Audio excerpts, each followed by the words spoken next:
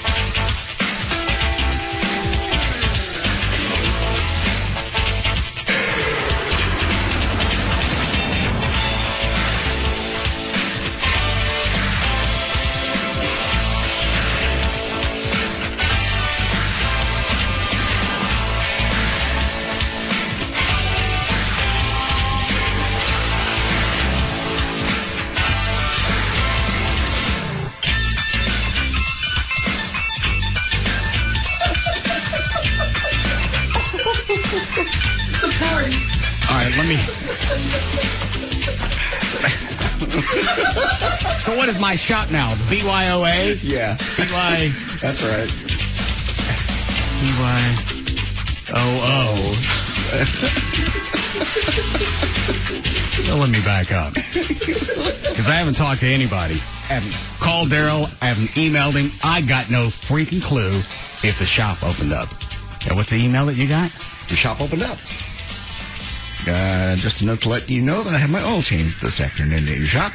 Very impressed with the service. I called the head to see if the oil made it in.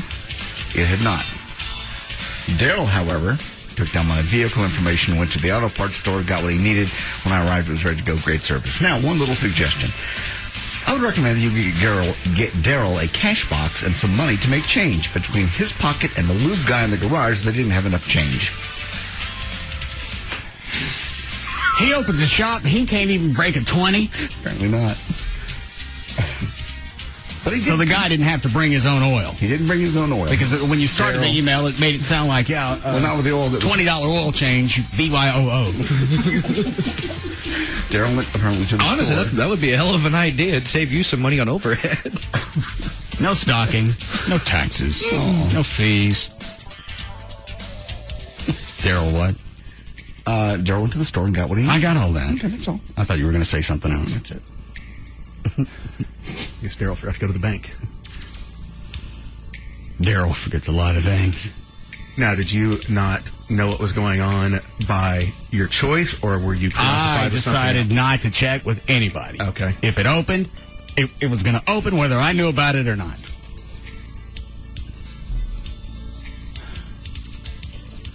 How come I can't get no oil? I'm sure it's coming. It's just probably a miscommunication between Daryl. There's no and the guy miscommunication. delivering the oil, and you I told him, we ain't got no oil. If Valvoline hasn't dropped off the bulk oil thingy, Right. you go buy some. Go get a little bit of everything. Just go get it. He's doing it a little bit at a time, by order. So call ahead if you're going to Russ Martin Automotive.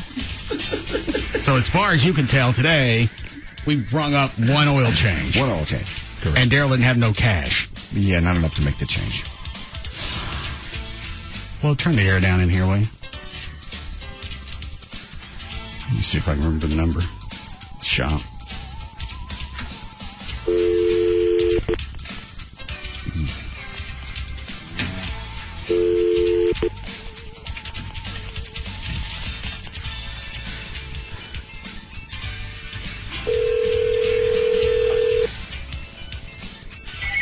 Russ Martin Automotive, this is Daryl. You busy? Huh? You busy? Yes. You got money? Very little. You got oil?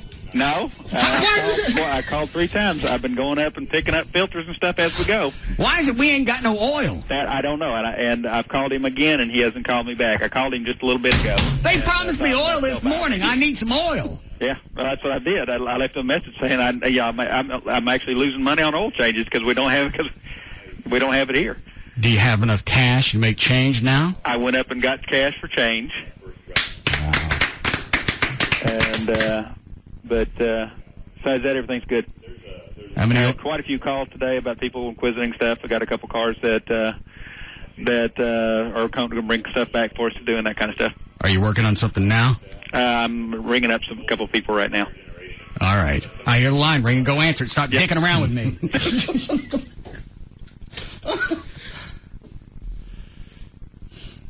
They promised me that there would be oil there this morning. I know. Once it gets going, once it gets up and smooth. Well, the problem is when you've got a set date to open and you've got vendors that have promised you something, you really kind of rely on that. Yeah, I know. You expect it to be. It's like when I opened up the new bank account. They said we'll have the credit card processor fill out all the paperwork, and we'll overnight it. I talked to them Saturday. I still ain't got one. Really? What was their excuse? I haven't talked to them. Okay. And obviously, we got no credit card processor because Daryl's having to make change. Yes. And he couldn't even come in with enough change to bust a 5. It's getting done, though. It's just little things like this in the beginning are very typical. When I like to look like a fool when it's planned or there's a punchline. I don't like to look like a fool when I'm running a business. People love you, and these early customers especially are going to cut you all kinds of slack. You know that. They're not going to walk in and go, you know, idiots, I'm never coming back here. Hey to Russ. That's what they're going to say. This guy actually said, keep the change. We'll give it to the foundation. This email. I'm going to have to open up my own oil and lube, and it's just bring your own oil. No. And lube. And filter. Change. Exact change. Why you giggling, Trey? The store is just going to be a little content gym. I like content. It helps move the show along, but I'd really rather concoct it as opposed to have to anguish through it. And it's been nothing but anxiety leading up to yesterday when we didn't open. Got no product. There's an AutoZone 3/4 of a mile away. Go get some product. He's being proactive. Well, nobody's come through. Unlock the doors. I don't even know if he got an open sign. People are obviously finding it. Leave the man alone. I'm running the show. You're running a radio show.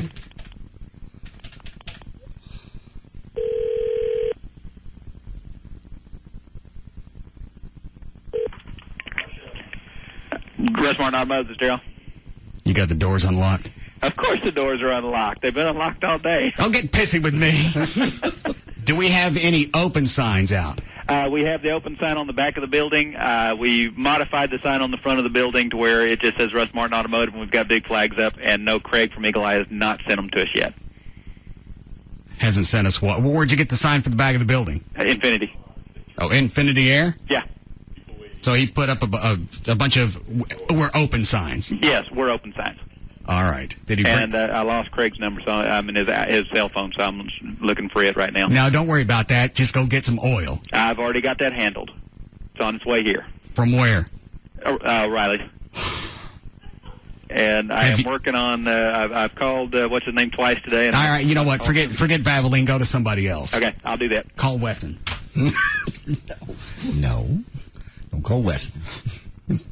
You'll be fine. It'll be up and running tomorrow at this time. I don't like having to run a business and you call the GM and just to double check to make sure that he unlatched the doors. It's because he didn't yesterday, because there was no product.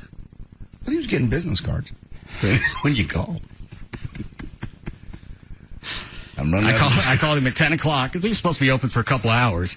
How are things going? Fine. Where are you? Office Depot getting some business cards made. Is Chuck, the new tech, watching the shop? No, I didn't have to. I got the doors locked. We're covered. You're safe. Set the alarm. Everything's fine. No one will be breaking in to get business. At least he sounds busy. Yeah, he does. People in the background, you hear folks talking, and the TV's on. Well, I don't know that he's not having another personal appearance like I caught him doing a couple of weeks ago. He does have the autograph pictures. Oh, yeah, he had those printed, the little autograph cards, where it's got him and the shop logo with a thumbs up, and he's saying, I got you tune-ups. It's clever. You ain't got no plugs. It's marketing. One thing at a time. I like profit first, and then you can schmooze. That'll be a week or so down the road before you get profit. And he printed out a lot of the apps that he got off the internet. Okay. For people wanting to be techs. Let me see if I kept any of those.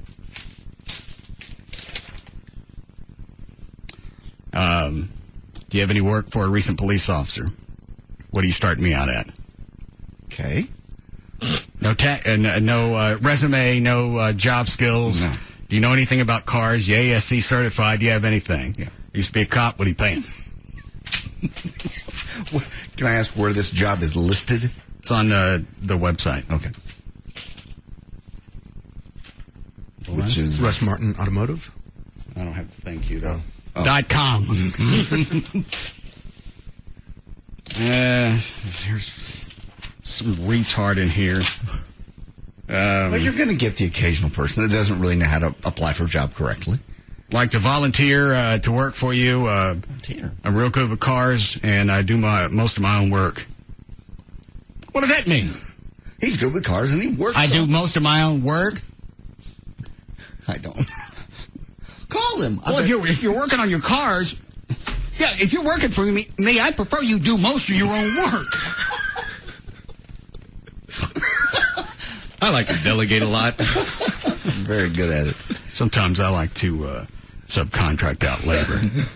I get very tired. Nappy is what I think the doctor calls it. I'm a narcoleptic. When do I start? You got a bed in there. Did I tell you that we've got a bed in the shop? I saw it when I was there. Do you know about this, Dan? No. There's a back room. It's supposed to be a tool supply area. Whoever had the shop before me walled it off with just enough room for a single bed. Nobody will go in there and take it out because we're afraid. Why? What are you afraid of? Did you look at it? Yeah, it's nasty. I realize it's gross. I wouldn't touch it. But it's a bed in what used to be a body shop. Probably just for naps. Maybe they had a night security guard who slept there. Nice old man. About 72. Gray hair. Puppy dog. When Trey came out Sunday, I offered him $50 to go out there and just pull it out. No. He said you run a black light over it first. He said, then we'll see if I'll touch it. Come on, just get somebody, get one of your techs. I don't want to touch that thing. Well, we're actually thinking about just holding it up. God knows what's on there. Just spray it down, put some gloves on, and yank it out. I'm calling it hazmat. It was a scary little room. I mean, just big enough for the smallest mattress you can imagine. And someplace you'd never expect to see a bed. It looked like something out of Silence of the Lambs. Just something off hidden in the back where you'd store people. Okay, and good. From time to time, the tech would come in and go, it rubs the lotion on its skin. All right, good. I'm glad you went that way, because in my head, that was exactly what I was thinking. Perfect place to keep a hostage. Yeah, it's nice little very tiny mechanic's dungeon. It is. It's small. It's nasty. It's just large enough just to get that bed in, and it's hold off. Well, you had yourself a little broke back. Shut up! You don't have a punchline. Go to hell.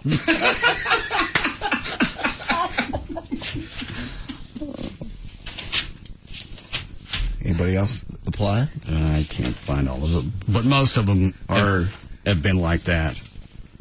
No. When can I start? Here's my no number. resumes. I'm not going to give you a bunch of bull. Love to work at your shop. I don't want no stupid money. I just want a job. Background's pretty clean. I'll hire him. Oh, that's great, right there. It's pretty clean. Most of the restraining orders have been lifted. I just got a few hiccups in my criminal history. It's just something that most people don't really ask about no more. Don't ask, don't tell. Pretty clean. Oh, man, how do you type that and not giggle to yourself? I don't think they know any better. I don't think they do either. No. And To him, that's descriptive. The guy that said he does all his own work, Almost. he showed up Sunday. Okay. Out of the Self-starter. Look at that. Nobody told him to come by. Pulls up in a Lincoln Town car, a newer one, beating on the front door. He wants a job. He's getting one. Hire him. Why? Out of the blue, he's up there beating on the door. I want to work here. No. Unless I decide to use that room in the back for hostages, he ain't getting a gig. I can take care of that because I got my own night goggles. The texts are going to be the best part of this about this job. They better not be. They better be the biggest non-incidental people I've ever met. Oh, come on. You've already had one die and one deported. Yeah. Luckily, they didn't work for me yet, so that's of no consequence. Yeah, but it set the tone. But I don't need people in there coming up with content, because normally in an auto repair shop, you coming up with content, there's probably some type of legal angle coming after me. Record's pretty clean. Nothing you need to know about anyway, nosy man. I got as much expunged as I could. Legally, you can't ask me about anything before I was 18. I love this idea of having a job. If they ever open up that envelope, I'm... All right. Anything You're else? off to a flying start. What? You're off to a flying start. You got a will. It's coming. We still got no oil. Well, he's doing it a job at a time. Oh, by the way, yeah, call ahead today if you're going in. How bad is it? They don't want to do business with us. They won't bring the oil. They're bringing it. It's probably a communication issue. The guy's on the way. He's on a route. He'll be there. He may be. Daryl's run his own shop. He knows how to pick up the phone and go, oil. Bring. Now. Oil and filters. Got to have them. He's getting them. Obviously, not turning away business. This guy got his oil changed. Great service. No change. Did you get a hold of Chuck for me? I left him another message. Yes, I did. And he didn't pick up. He knows my number, so he must be busy. When you call him from my desk phone. He probably didn't know that number. Printed out on my show notes, and one of the pages missing. It's the only thing I wanted to do today. What? Just that one thing that I wrote. It's at the house. I can't think. Look who just walked in. Chuck just walked Somebody in. behind me? Mm-hmm. What are you doing? Coming for a visit. Did you go by my house first? No. Get out of here. Perfect timing, Chuck. Go check your voicemail. That's phones at home.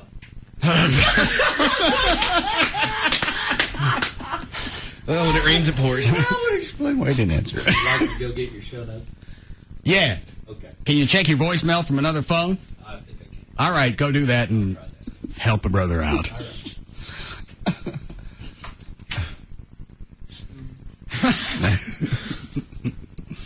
Seriously, do you guys do this ahead of time? We didn't do this. Absolutely, we do. Nice little huddle. We didn't do that. Where's your note? Where's your notes? Where are you? Spin the wheel. I'm not spinning the wheel because I left my show notes at home. I'll just hold my hand that way for you.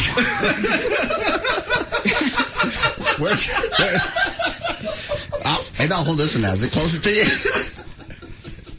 I just came up with a fantastic idea. What? Since I don't have all my show notes. Yes? John, you're going to come stand over here. I'm not standing there. I've been on that chair. You're going to stand right here. Oh, no. And you're going to host the show. I'm not. Not my fault you forgot your show notes. Spin the wheel. For what, 5 minutes? No. Sure. I've done talk radio. Have no interest. Come over here, and you're going to No, host the show, I don't and wanna. we're going to go with anything that you want to talk about, and I'm going to play you for 5 minutes. No, I'm not going to do it. No. I'm no good at this. I wouldn't do it. Wouldn't do it. I know exactly what it's like over there. It blows. I'm standing right over here. No. I have stuff for you to play if you'd like to hear audio. You want to hear some audio of Courtney Love? I want to hear you do the show for 5 minutes. I'm not doing it. I'm not prepared like I could be. No, it's like handing It's like handing the flight attendant the yoke. You want to land this? No, not going to do it. It's absurd. You can't come over here and kill 5 minutes. Not really. No. I can kill 5 minutes. I've got all kinds of stuff for you to do. Ryan, do I want to take any of those? One. Yes, Laura. Hi. I was calling to find out what time the shop was open, what the hours are. We don't know. They seem to vary. Some days it ain't. Some days it is. But if you're coming by for an oil change, bring your oil and bring some change. I can bring change and bring my own oil if y'all will just do it for me. We can do that. Don't forget a filter and get a grease gun. Damn. And don't go in the back room. That's where we work out the people whose bills are in arrears. It's the hot check room. Yeah. How long before we need to break? No. What's the Courtney Love audio? It's over here. What are you laughing at, man? How did you come across the room with the stained mattress? Actually, the door was open when I was there. Okay, so it does have a door. It wasn't like one of those accidental finds, and you're thinking, should I call the police? No. Okay. You walk into the back area that normally you would stock. Oh, what's that stuff called? Oil. Oh. Yeah. And it's just a little room. I just thought it was a supply closet. You open it up, there's a bed. Just nasty. Yeah. Is there anything else around the bed, like shelves or anything? No, it's not big enough to have anything. It's not even a real mattress frame. It's like one they built out of wood. Has anyone lifted up the sheet to actually look at the mattress? Why? Just curious. What do you think? What do you think? What are you looking for? Lane Staley? Well, he'd fit. I'll give you $100 to go get rid of that mattress. I think you'd have to tear the wall. They must have built that bed frame inside that wall, because I don't think it'll come out. No. God, that's creepy. It's wall to wall. Literally. At this point, I may want to just leave it in and have people come by and pay to look at it. It's not a bad idea. The mattress of death. I'll bring a black light if you'd like to see what's on it. Let's go by there tonight. Okay. I have one. I know exactly where it is. Can you see underneath it, or is that I have off? not. I haven't been in that room. It's very low. Okay. It's very low. They built it literally, 18 inches off the ground, okay. And the walls are maybe 3 feet. Nobody will walk in there. It's the same thing every time. They open the door. Yeah, I was on the phone just walking around during band practice and accidentally opened the door and made that exact noise. It does. It's something out of some type of horror movie. Yeah. But worse than that. What was that movie? Seven Sins? Seven. Seven. Yeah. Yeah. 7 Deadly Sins. It looks like one of the scenes out of it. Did you ever see that? Yeah. It looks like that, only scary. And you own it. And you know Daryl's going to have people coming in now. Oh, yeah. Going, while I'm waiting on that oil change. Can I see that? I think I may start charging for that. Which line, Ron? I bet you people would pay. What? One? What do you want, Steven? Steven! Yeah. Train center, sorry. What makes you think you can cuss? Sorry. I got a little excited. Yeah. Now, we're going to start again, because I had to hit the delay. What do you want? Just wanted y'all to change the subject. I don't want to. Who are you to call me and tell me to change the subject? I know you. No. We ever hang out? No. I ever ask your opinion? Not really. So why would you think you could call me and give me direction on a show? You do your own show? At times. Where do you do it? What am I doing? Where do you do it? What do I do it? Pretty much just for me and my friends. Okay. Just around the house? Yeah, basically. All right. Tell me what you normally do. What do I normally do? I work in the oil field. All All right, we started out on a bad note here. The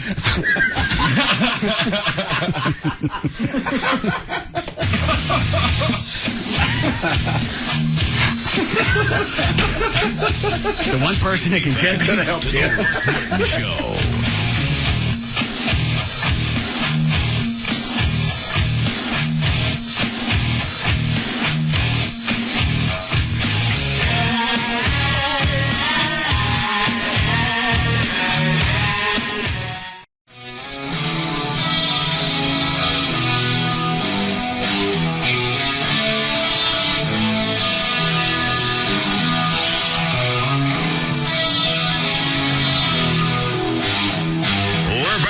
The Russ Martin Show. Russ Martin Show on Live 105.3.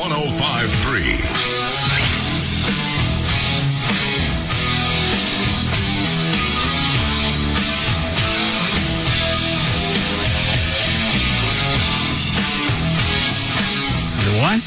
I just put my headphones on while that guy was talking to a different voice guy again, or is that the same guy and it just sounds different in my head? I don't listen. Okay. Reload it, Chloe.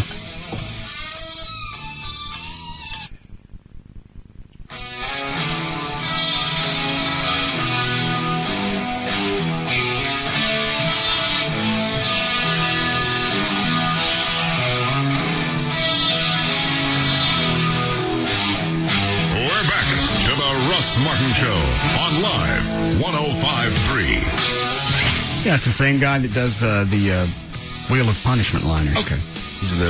We got him sort of stolen from KLLI, but I didn't know he was doing liners for you now. Other than the Wheel of Punishment. I told Gavin, I said, update the bumpers. The old voice guy's been dead for almost a year. Yes, he has. A little creepy doing the promo every night with that guy's voice. Well, not everybody knows he's dead. I know.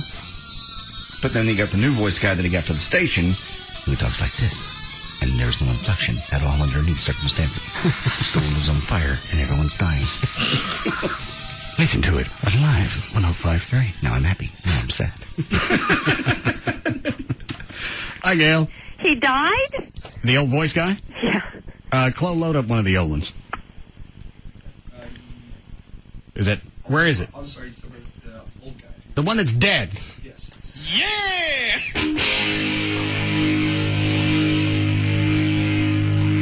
Here it comes, Gail. Kick it! That's nice. Huh? Sounds okay there. He's not playing. He's a voice guy. Back to the Russ Martin Show. That one. He died. Wow. No wonder he never calls anymore. Man. Okay, I'll do traffic. It's brought to you by Bob's Steak and Chop House. On northbound 35 ramp to 635, everything has been reopened after being shut down all day after that 18-wheeler kind of fell off the bridge and caught fire. Northbound 35 is still backed up, though, and before Walnut Hill, the right lane is blocked. It's heavy from Northwest Highway. In Garland, southbound 635, Centerville-Ferguson, they just cleared a wreck from the right lane. It's kind of slow from Northwest, not too bad. In Arlington on Division, between Cooper and Collins, they just cleared a crash as well, but that left a slow down, too.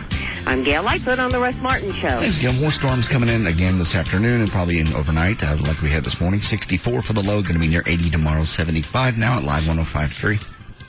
Which link is this? The one that says Nancy Grace. It's a little clip.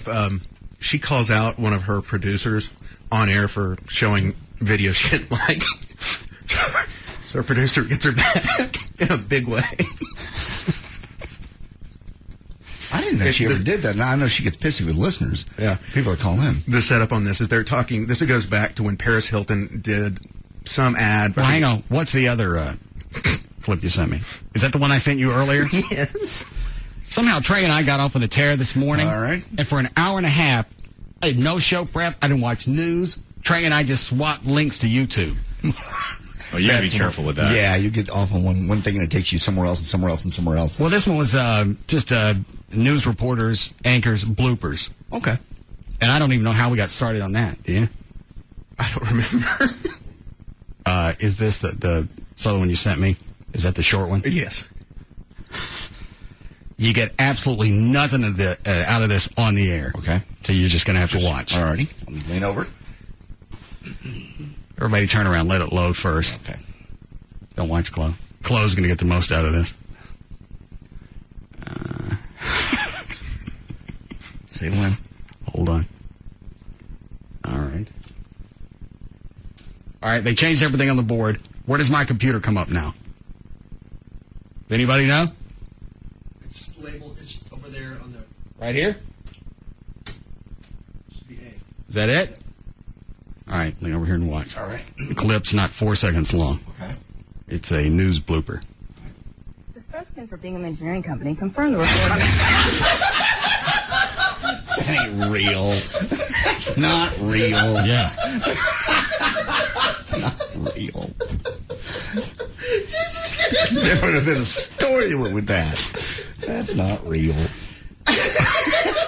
She talks for 3 seconds, and one of the overhead studio lights, one of the big ones, falls. It's in the head, and she's gone. Yeah. And I don't mean that really she's did hit out. her. I mean, she's out of the shot. Yeah, that really did hit you. But the light remains. Yeah. You want it again? Yeah. Replay. The spokesman for Bingham Engineering Company confirmed the report. Head tilts. No. No, that's not real. Why is it you're not buying that one? Bambulance is more real than that. You'll buy the Bambulance. You'll buy the guy that's leaving a voicemail for somebody, and he does a play-by-play of these old ladies beating up on this guy in an intersection after a wreck. You buy that. Yes. That's not even borderline good acting. No. This isn't 4 seconds long. How do you know that that's not real? She just didn't even react. She just fell out of the picture. She didn't have time to react. You got something that probably weighs 200 pounds fall 30 feet and hit you in the noggin. You would have heard this story someplace that a news anchor was killed. Well, then you don't want to see it again. Yeah, I do. All right. The spokesman for Bingham Engineering Company confirmed the report.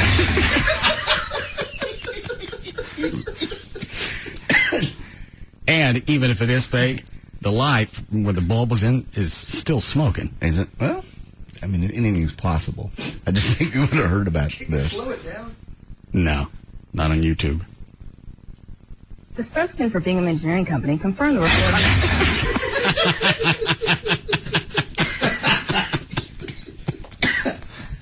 That's good. I'll watch that for almost half hour. The spokesman for Bingham Engineering Company confirmed the report.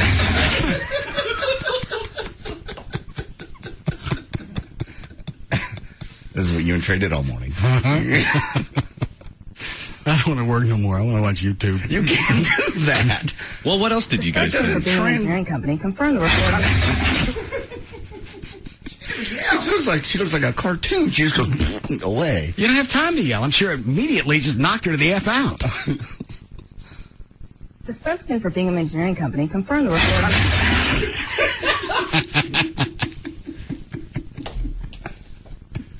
All right, this is lost on radio. I don't care. The spokesman for Bingham Engineering Company confirmed the report. The spokesman for Bingham Engineering Company confirmed the report. Oh my God!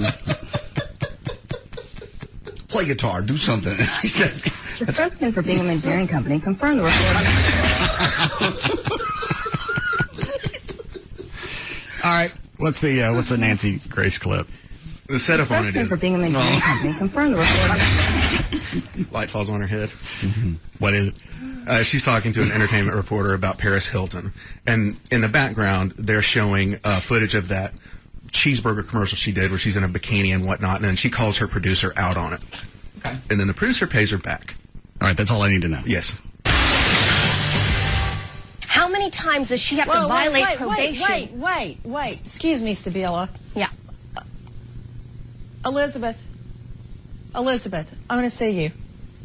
Why are you running the bikini commercial? Rosie made me do it. Okay, take it down. Thank you. No, it's still up. I never saw that one. Who was that for? Is it McDonald's? No, Carl's Jr. Carl's Jr., yeah. Oh. It says spicy barbecue something. Yeah. Why is there a camera in the control room, and why is the director smiling? I think this is fake. CNN usually always has a camera in their control room. All right. Why are you running the bikini commercial? Rosie made you do it. Okay, And if you haven't seen this, it looks just like Jessica Simpson watching the General Lee in that Same thing, video, yeah. except Paris Hilton. Paris is eating a burger. it down. Thank you. No, it's still up. Thank you. Continues to be low. Yeah, how many times do you have to violate probation before you finally, Who's this chick talking right now with the waxed lips? Sabila Vargas, that's a CNN entertainment correspondent. Oh. They shoot this in October? That was probably a year ago. It's a joke. She got on candy lips. Oh, sorry. No, it's still up. Thank you. Continues to be low. Yeah, how many times do you have to violate Look how big her lips are. I know, they're giant. Glossy. probation before you finally, somebody takes it seriously? Obviously, this was not once. You know what? This You know was what twice. part of the problem is? Back to you, Elizabeth, in the control room. Part of the problem is people like you and others are blinded by celebrity. And you play things like that about her and a... See, the director's still laughing. The camera's back on the director, and she's giggling. Rosie made Well, me do you're it. about to find out why. Oh, all right. swimsuit, wriggling around in the water, and you think somehow because of her beauty, she's going... Oh, my God. All right. How did they have this racked and ready to roll, where now they're rolling a cow humping a pony? This is the standby videotape machine. This was a bit. Yeah, I think so. You play things like that about her in a swimsuit, wriggling around in the water, and you think Now they're showing somehow the cow because of humping her a pony. beauty, she's going to... Is that a pony or is that a guy? I think that might be a guy. Oh. Well, they could have that ready. Yeah. Oh, no. It's a montage of different animals doing different things. Now it's gone to a chihuahua humping the Pink Panther. So they just had this racked and ready to roll. I'm sure if you worked for Nancy Grace and what a bitch she is, you would probably have something waiting in the wings. This is a bit. It's the You play FUB roll. things like that about her in a swimsuit, wriggling around in the water, and you think All right, somehow there's because a cow of her humping a guy. beauty, she's going to get There's a chihuahua humping the Pink Panther. Elizabeth. Now what is this? Is that a bull? Yeah. Is it humping a tractor? Looks that way. Yeah. All right. Elizabeth. There's an Easter bunny humping somebody's foot. Oh, the people that the bunny's humping are wearing bunny slippers. I see. That makes sense. Okay, take it down. All right, there's a hog humping a trash can. Or that could be porno of Nancy Grace. No, it's still up. Elizabeth. All right, there's two donkeys humping. Elizabeth. And there's two turtles getting it on. No, it's still up. It's still up. That's not real. It probably did air, but that was a setup. You don't spot this stuff? Of all the things that we fake on a daily basis, you can't spot anything like that? That's a damn good setup then. Because Nancy Grace has no sense of humor. That's where... That'd make a difference. Now, this one's real. The spokesman for Bingham Engineering Company confirmed the report on I didn't even flip the video on that time. It's funny just to listen to. You've seen it 800 times now. The spokesman for Bingham Engineering Company confirmed the report on Don't send me stuff like that no more. The Nancy Grace. Okay. Did you pull anything else? Yeah, I've got a bunch of stuff. Is it all visual? No. All right. No, I've got to do a few more beeps, though. What was it? Just random outtakes, stuff. Some of the things you've seen before, some of the things you haven't. Reporters slipping up, dropping F-bombs, and so. Bloopers. Yes. So you spent your whole morning looking at them. Well, I'm just asking him what he's got. I thought I was going to get specifics. Well, whatnot. Things like that. Things they shot. I already know it's bloopers. I want to know what it was. It's like, all I could be today is ethereal. There's one of an ESPN. Yeah, I'm not going to nail you down to anything. What is ESPN? Oh, there's one of an ESPN that she thinks her mic's off. She goes, asks the producer, what the F was that? One weather guy losing it. Another anchor just had a bad lead-in. Okay, you know what? I like the ethereal. Okay. And then I went back and watched the guy from Channel 5 who had the lizard jump on him. Sure. During the animal segment, screams, "What the F?" Live TV. And then falls off the stage. What was that guy's name? Michael Scott. Michael Scott, yes. Now, they didn't pop him for that, right? They did not fire him for that, no. He went ahead and got another job somewhere else to be closer to his father. Okay. And he can get away with that. Why? Because it was just an accident. It was clear, there are accidents that happen on this show. If I drop the F word, I'm going to get fined. Well, you have a delay. You're not in control of it. Okay, because I'm more responsible and I have a delay, I can get fined for it. They don't have one, and you got some Haitian guy wigging out because a lizard jumps on him. Yes, exactly. It was already gone before anybody could do anything. Yes, and it was just a total, reaction. If he had just gone, "What the F?" But it was just jumped on him. So yeah, he got away with it. So nobody. If I understand correctly, yes. If I have a lizard come in and jump on me, no, because you're setting it up. I'll just tell him it was a Geico spot that went awry. No. All right, hang on. I just got an email from Daryl. Babylon just called. They'll be here in a minute. There you are. See. Obviously, somebody was listening. No doubt. Get him some oil. It says he's in a panic. Good. We've only been open for 8 hours. Certainly no reason to panic about that. All right, you ready for news? Yes. Okay. How long before we need a break, Lo? 4 minutes. All right. 406 at KLLI, Dallas, Fort Worth, Texas. Dan O'Malley's here with news. Thank you, Russ. Tuesday, May 6, 2008. Birthdays today. George Clooney turns 47. Roma Downey is 48. Tom Bergeron is 53. Tony Blair turns 55. Bob Seger is 63. And also today, Willie Mays turns 77. Yesterday, a group of influential doctors released a list of guidelines for hospitals to follow in case of a pandemic, flu, or other healthcare crisis. The point of the list was to determine which patients doctors should prioritize and which patients they should just let slide in order to conserve hospital resources like ventilators and medicine. So if that healthcare disaster hits, which patients have doctors been instructed to deny care? Number 1 would be anyone older than 85. 2, people with severe trauma. 3, severely burned patients over the age of 60. Anybody white?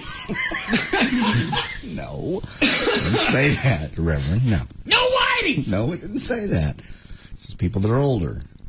People that need help. No, so we ignore you. Well, they're talking about a catastrophe like a pandemic. Yes, exactly. Right. And included in this list as well, number 4, people who are severely mentally impaired. What? Everybody I've put on the list. Old people, retarded people, handicapped. If you only have limited resources. What was the movie with Tia Leone and Black President? You know what I'm talking about? Deep Impact. Yeah. And they have to categorize. Oh, sure. Triage. Who's going to? They're not. I'm not talking about the medical attention. Who's going to get to go to shelters? Jesus. And for the most part, they left the public. They were on their own, and this was just more or less a governmental breakdown. And I think they artists. They set it up for 200,000 people before the meteor hit. That was going to be an earth killer. They all went to like Cheyenne Mountain. Okay, I get it. So you're taking a smattering of the artsies, the smarts. If you're going to have something that's going to wipe out most of the planet, I have no time for compassion. I got to get the people that are going to be able to repopulate the planet. And I can't do it with handicapped people or retarded people because I don't want this to turn into Planet of the Turtles. Because if they screw, that's what you're going to get. Clearly, it's not a Russ Martin bit. These are doctors that have come up with this list, and if it's triage, that serious, yeah. Take the medical part out of it. Just who are you going to save if something catastrophic is going to happen on a global event? Would you want to be saved? If it was global, you really would want to go away and start. I don't care how you sell it to me, how bad it's going to be. Nobody wants to die. You get in that situation, all you want to do is you want to be one of those 200,000 in that cave. I don't care what I come out to. Yeah. Nobody, given the choice, want to get wiped out by a tidal wave or an asteroid. I think you'd see mass suicides. People just saying, "I don't want to deal with it. They're not going to take me anyway. I'm not special." Well, they had that. They had that in the 30s when Orson Welles did the War of the Worlds broadcast on the radio. A lot of people, because that was the only place in the 30s where you got your news people flipped on middle of the show. Idiots. You rednecks. Oh, please, people. They bought it that Martians had actually landed in something in Grove, and they were coming. And they're in these ships, and they're frying people all over the place. You've got people that are committing suicide, and just there's a mass evacuation on a radio show. Two reasons. So you're probably right. People would probably go the suicide route, which is fine with me. You don't care. But you want to go to the shelter and come out to whatever. I don't think I would, to be honest. But you just want to sit there and let something hit you. Yeah, probably. And make no effort to help the planet or anybody else. What happened to being a team player? I'm a team player, but it depends on what's coming. If it's going to wipe everybody out but 200,000 people living in a mountain, and how long are you going to be in there? What are you going to come out to? No. I'd rather the bomb... So you just rather give up? Pop right over Colleyville. Yeah. At that point, if it was like nuclear war and the end of the world. So your fear of the unknown is actually greater than your fear of death. Because whatever they projected probably might not be as bad as what's actually going to happen. And then if you go in the cave and you come out and it really blows, then you kill yourself. But don't do it ahead of time. You always have that option later down the road. You talk about people believing stuff. Look at the stuff people believe on this show still. And you've told them it's BS. Don't believe anything you hear.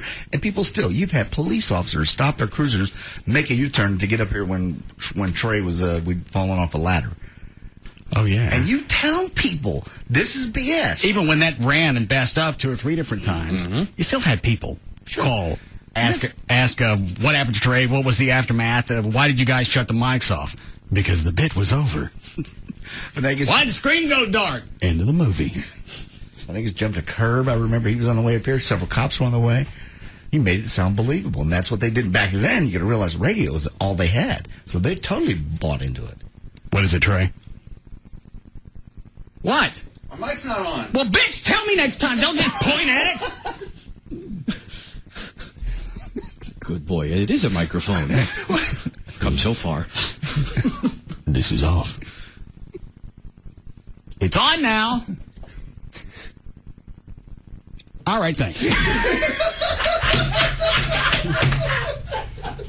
Give me a break. Thank you.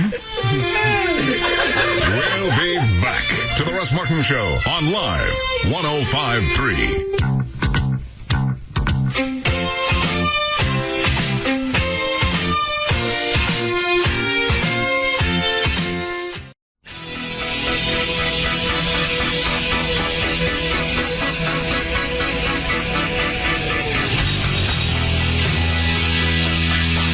We're back to the Russ Martin Show on Live 105.3.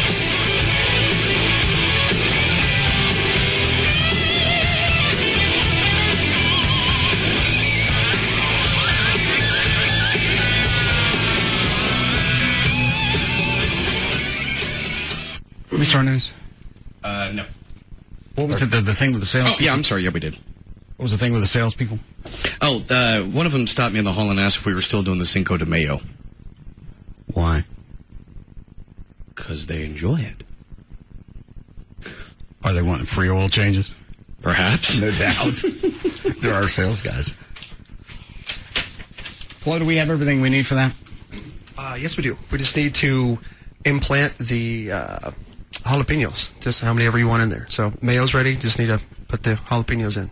Why don't you stick in one at a time?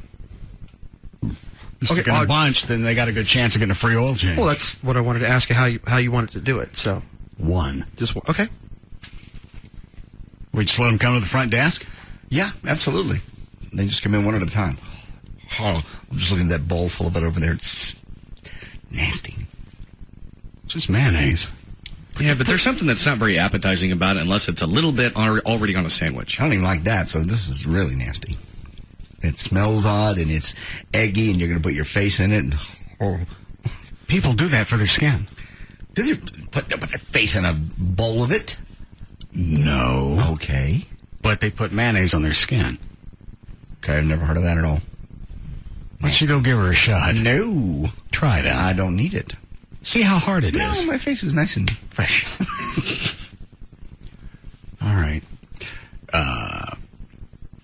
Line one. What do they want? He wants to try to get a free oil change. Tell him to come to the front desk. Gotcha. Thanks. You're a good kid. How long before he's gone? You're a good kid. All right. 428. Dan O'Malley's here with more news. Thank you, Russ. Yesterday, the Arab newspaper Al Hayat published excerpts from the diary Saddam Hussein kept during his U.S. supervised captivity. And according to the diary, Saddam's main concern in prison was to not catch a venereal disease or an HIV disease. To make sure he was going to get hanged anyway. What do you care? I'd go off on a tear. Well, it's not obviously that he was enjoying any sort of sex in there. It's what he would do is to make sure he didn't get any sort of STD from What do you his care guards. if you get HIV, glaucoma, mesothelioma? What does it matter? You're going to get hanged in a couple of weeks. You know what, though? At the time when he was still in captivity, I think they're mainly talking about when his trial was still going on. Oh, this was before his trial. Yeah, or in the middle of it. He wasn't convicted yet, so he still is holding out hope. And remember, he's also thinking, well, I'm still the president of this country. You can't do anything to me. And he was obsessed. He was obsessed with germs. Like anyone around him, you had to sanitize yourself before you even got near him.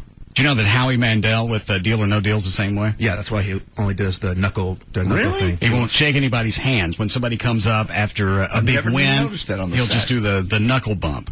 Wipe it off real quick. He won't touch anybody. How do you go through life with that? I mean, you're doors and people and cars and stuff, and you're a celebrity. Where would that obsession, where would that stem? You know you're not going to get anything. No. You're not going to shake hands with somebody unless they got open sores all over their hands, and they're going to understand when you stick yours up in the air. It's just a... I know it's a phobia, but some phobias, like clothes, arachnophobia, that one's valid. I don't want to be around spiders. You don't know what the hell they're going to do. No. I got a phobia with snakes. Same thing. That stems from logic. You don't want to hang out with somebody that doesn't want to buddy up.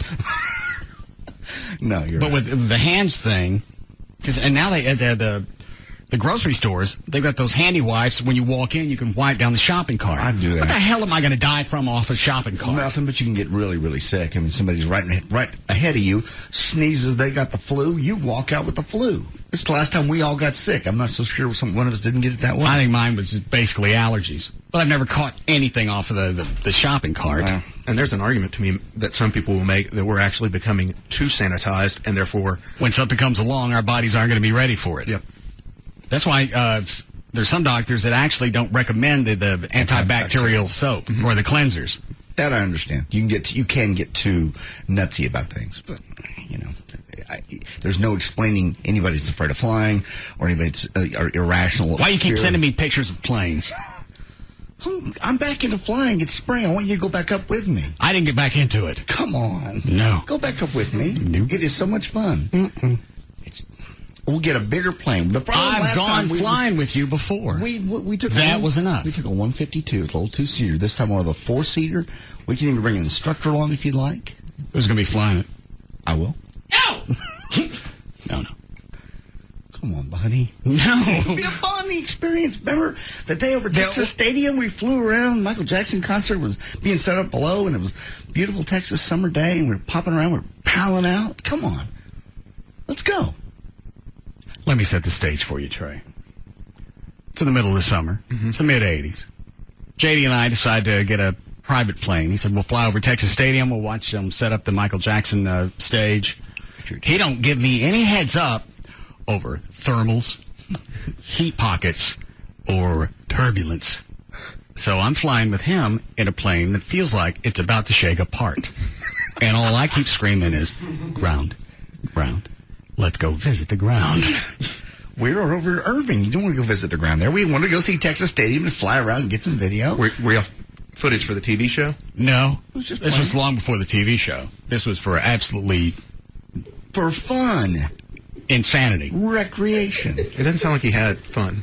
No. It was a hot... I'll give you this. It was a hot summer day. Why didn't you warn me ahead of time about thermals and the hot pockets and the pitas or whatever else we were going to run into over Texas Stadium? I explained that to you as we were flying. I didn't do it before we took off because you never know how bad it's going to be till you get off. I want to know ahead of time. Here's what might happen so you don't get up over Texas Stadium and start wigging out and grabbing me by the hair. And I grabbed you by the hair and I kept going, ground.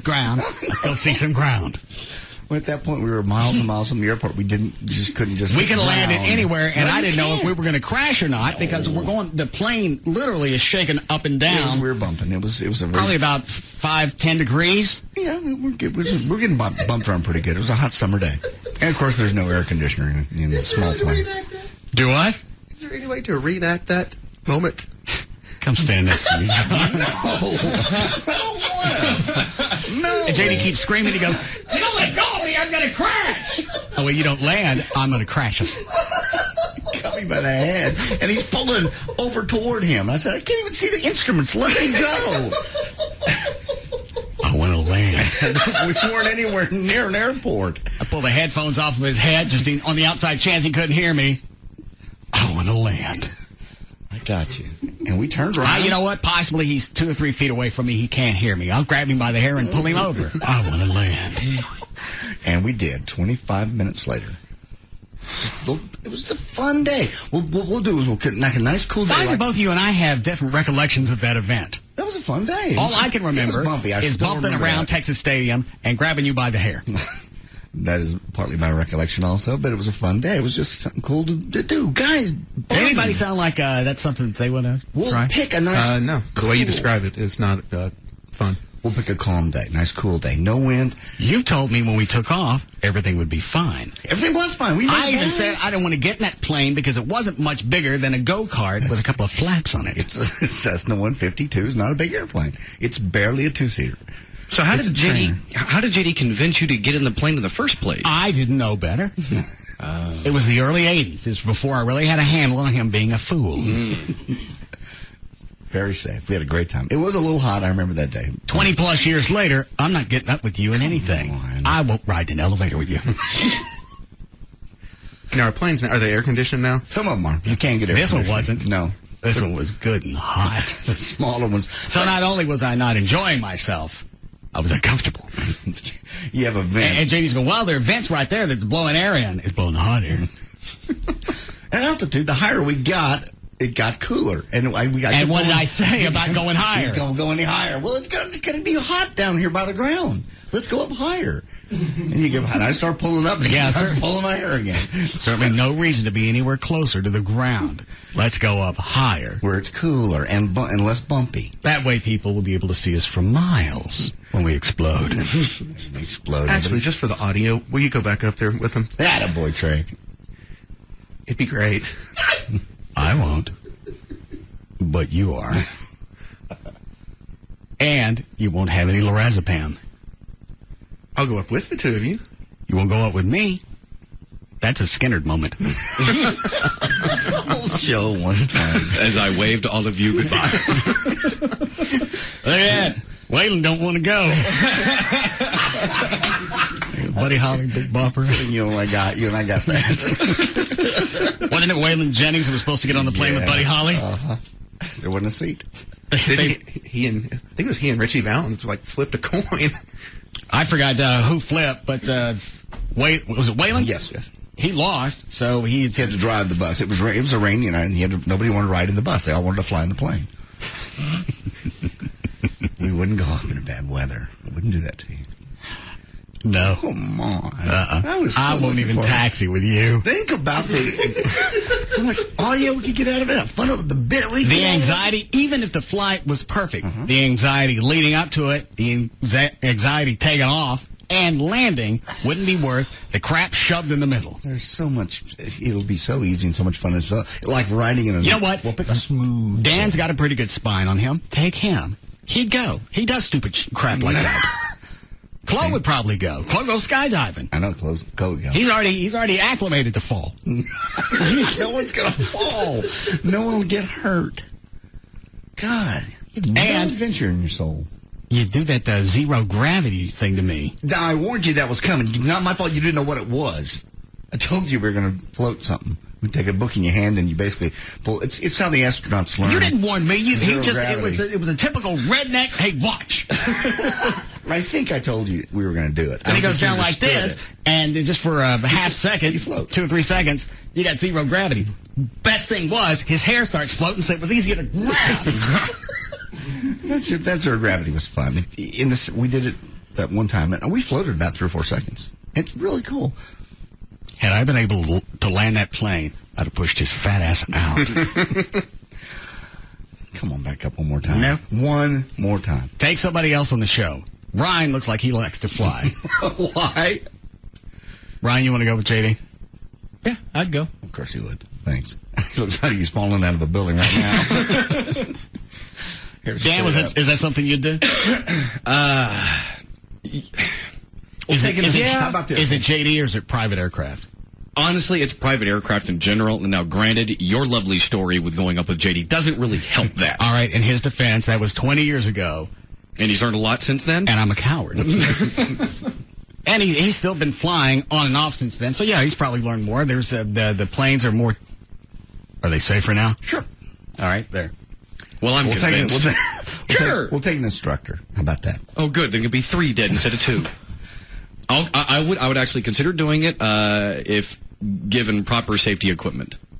What would that be? He's talking about a chute. Mm-hmm. You're not getting out of the plane. If it starts going down, guess who's getting out? There's no way to get out. Why is there no bet? Well, the wind's going. Do you have a windshield to look out of? Uh-huh. Guess where I'm going. How can you not get out?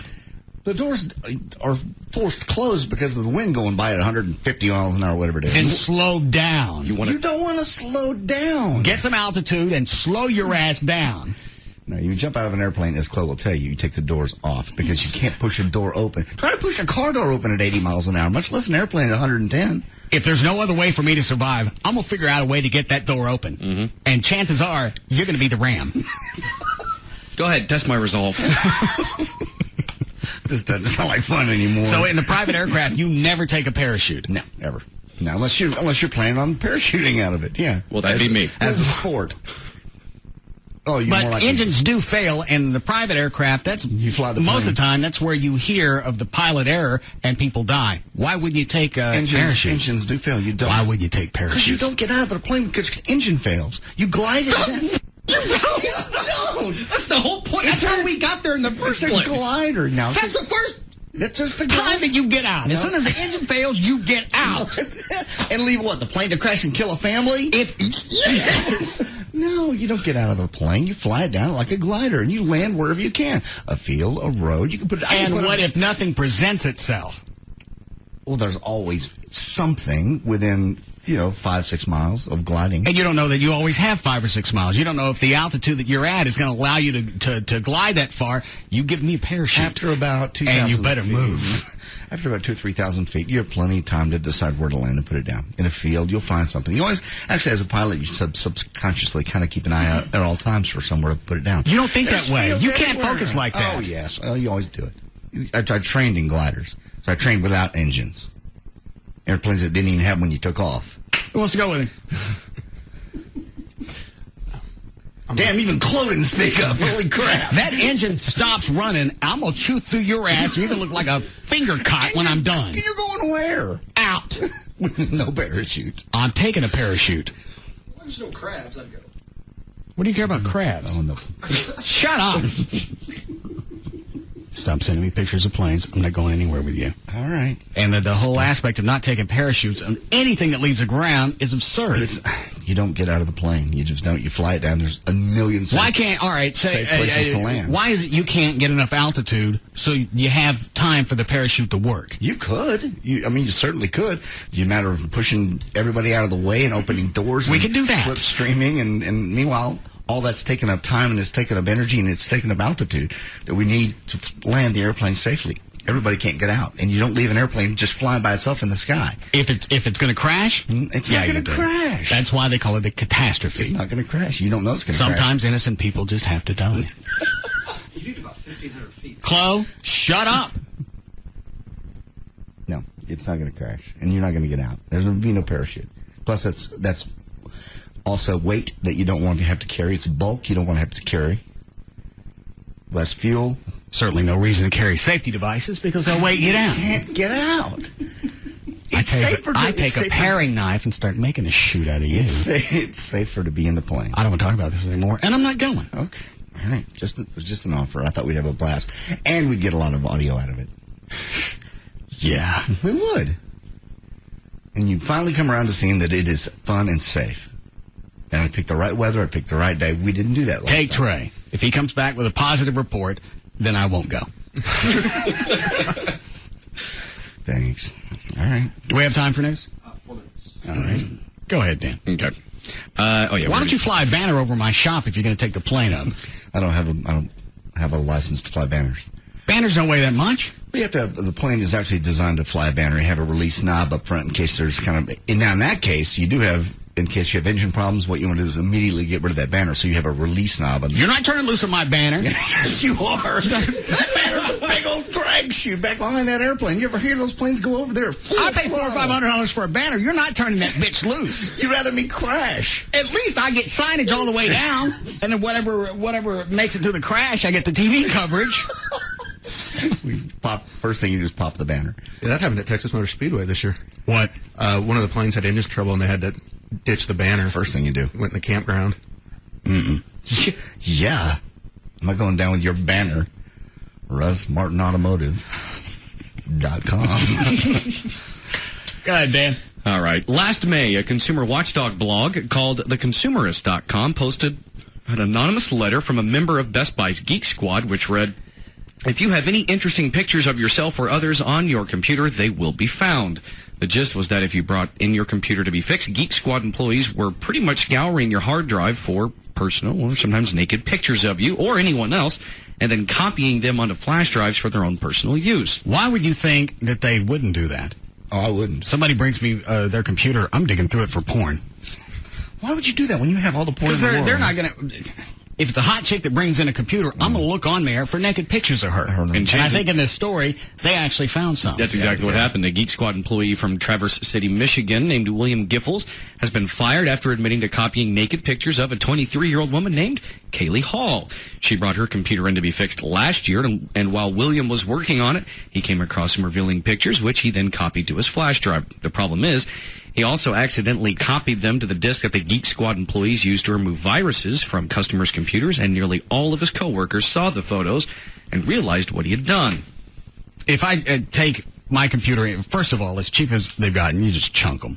You take the hard drive out, and you toss the computer. And if I'm going to take it someplace to be repaired, I'm taking the hard drive out, I'll stick another one in there. Yeah, because you can't wipe everything out. I don't believe you as an individual can physically get everything. I told you by the time I took that computer in, fortunately to a guy that I know, and he started, and I had done everything I knew to wipe everything out. I'd run the cleaner, the computer cleaner, I've done everything to get everything off of it.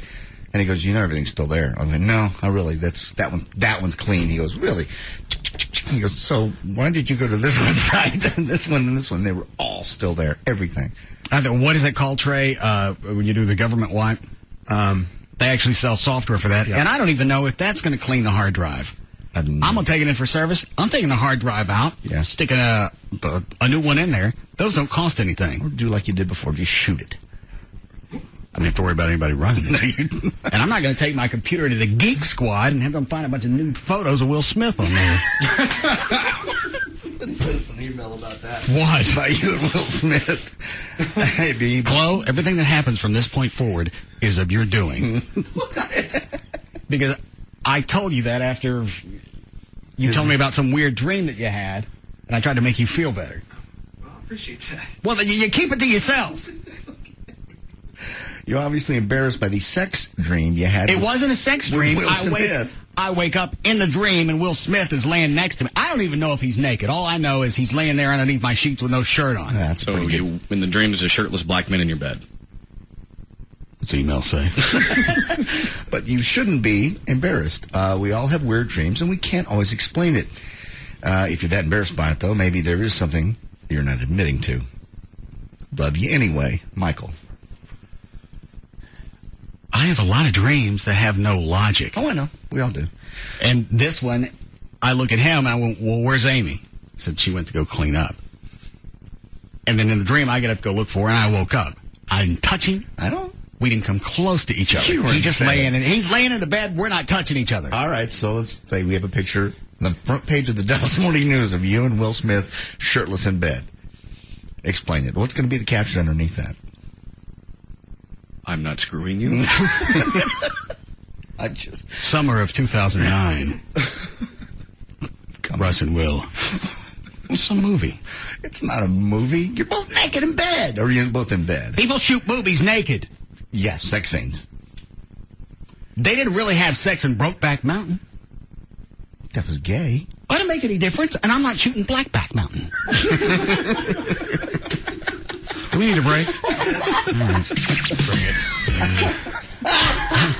That's cold. Play it. Didn't I tell you not to use that as a bumper? It just sounded too good. Yeah. Bring it.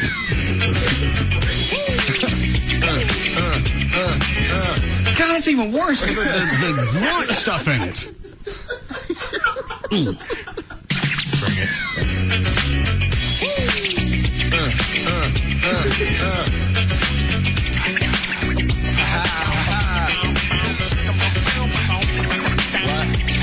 We'll be back to the Russ Martin Show. I love black men.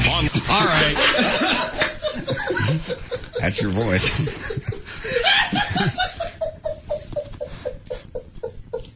Well, now I know what the caption would be. Under the picture. On the paper? Yeah. Bring it. We'll be back.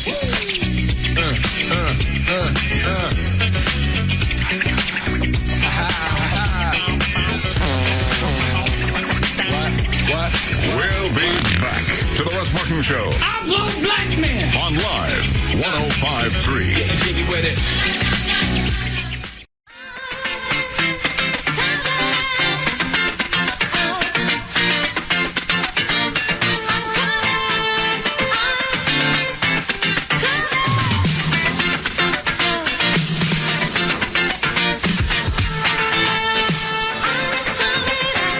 We're back to the Russ Martin Show on Live 105.3.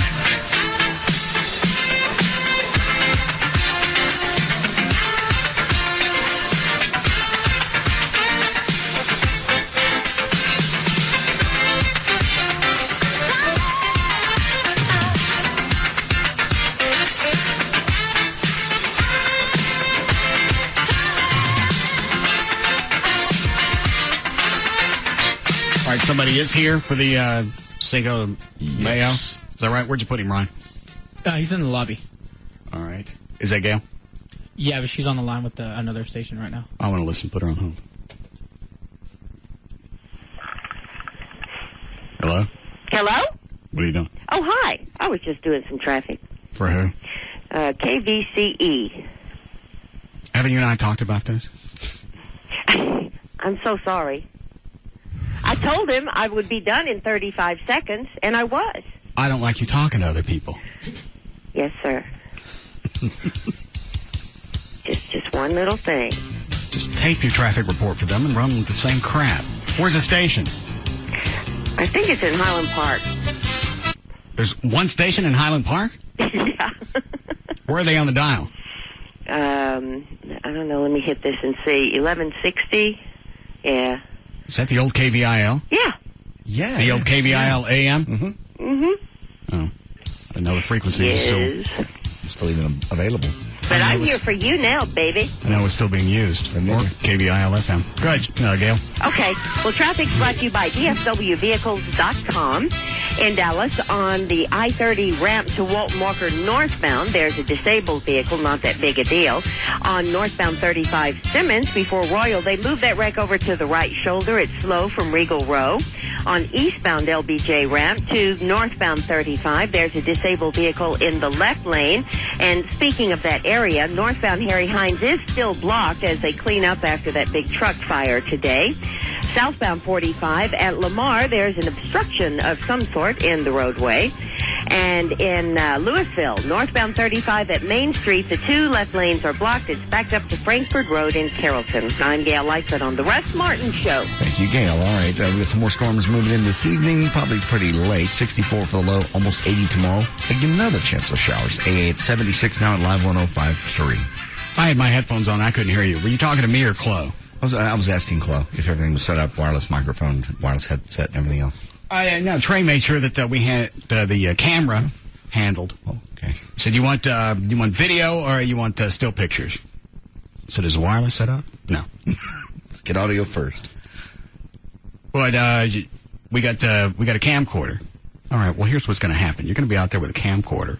I'm going to say what's going on, and you're going to go, huh? Think audio first.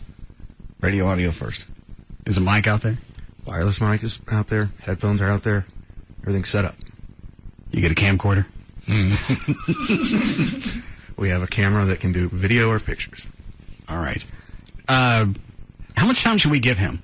What do you think? That's so it's normal size sink full of mayonnaise. 30 seconds? Well, how big are the jalapenos? 3 inches by about probably inch thick. Oh, that's too big. Go cut that in half. You cheap ass. It's just an oil change. You paying for it? No. It's not much of a contest if you got a jalapeno that's the size of a cucumber in there. 3 inches is not the size of a cucumber. It's barely a jalapeno. Cut it in half and stick it in there someplace. Okay. Trey, where's the kid? He's sitting on a stool. Oh. All right. What? Go out there, stick it in the sink someplace. No. Hey, that's my name. Somebody just called me. Who the hell was that? That's a confusing show. How about if we went flying in an airplane that already had a parachute attached to the plane? So it brought the whole airplane down. Oh, on the tail end of it? Yeah, the body. It's called a cirrus. You could take that and fly up my ass. Hello. Yes. Or Trey. Yes. What's that noise? I don't know. Do you hear something around you? Oh, I know what it is. There's nothing stopping the air from the air vent. There used to be something up there, but when we fired the airbag, it came down. So you're hearing airflow directly on the mic. Why don't you move away from it? I'm trying. There it is. All right, Chloe, open up the blind so I can see. What do we give him, 15 seconds? Yeah, 15. I put the clock over here. All right. No hands, just face, yes? Right. You got that, Trey? No hands digging around. He's got to dig around with his face. Got it. Okay. Does he know that? No hands, just your face. Got it. He does now.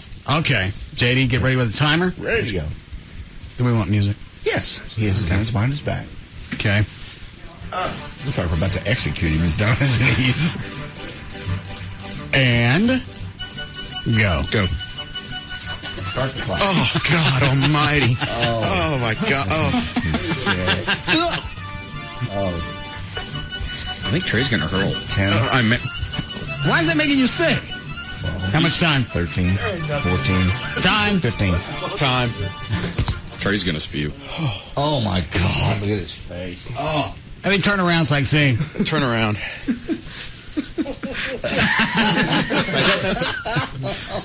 Right there. I'll get Mike Myers. That's what happens when you hang out with Japs. Trey, did he not find the jalapeno? No, he didn't find the jalapeno. Chloe, where'd you put it in the bowl? What? I put it in there. You didn't put it in the bowl? What the hell were you out there doing? That's what he sent you to do. I got distracted because he said I had to put the paper towels around the thing. He said go put the... Give the kid an oil change. He didn't find a jalapeno. What's in there? I didn't say it was going to be in the sink. You're sitting outside the mayonnaise. You're sitting on the table next to the mayonnaise. Oh, my God, that's rude. Chloe, go out there and put the jalapeno in there. Have him turn around. I don't want him cheating. That poor kid. Trey, do I need to send Dan out there, or are you going to yak? Yes, you need to send him out here. Dan. Oh, man.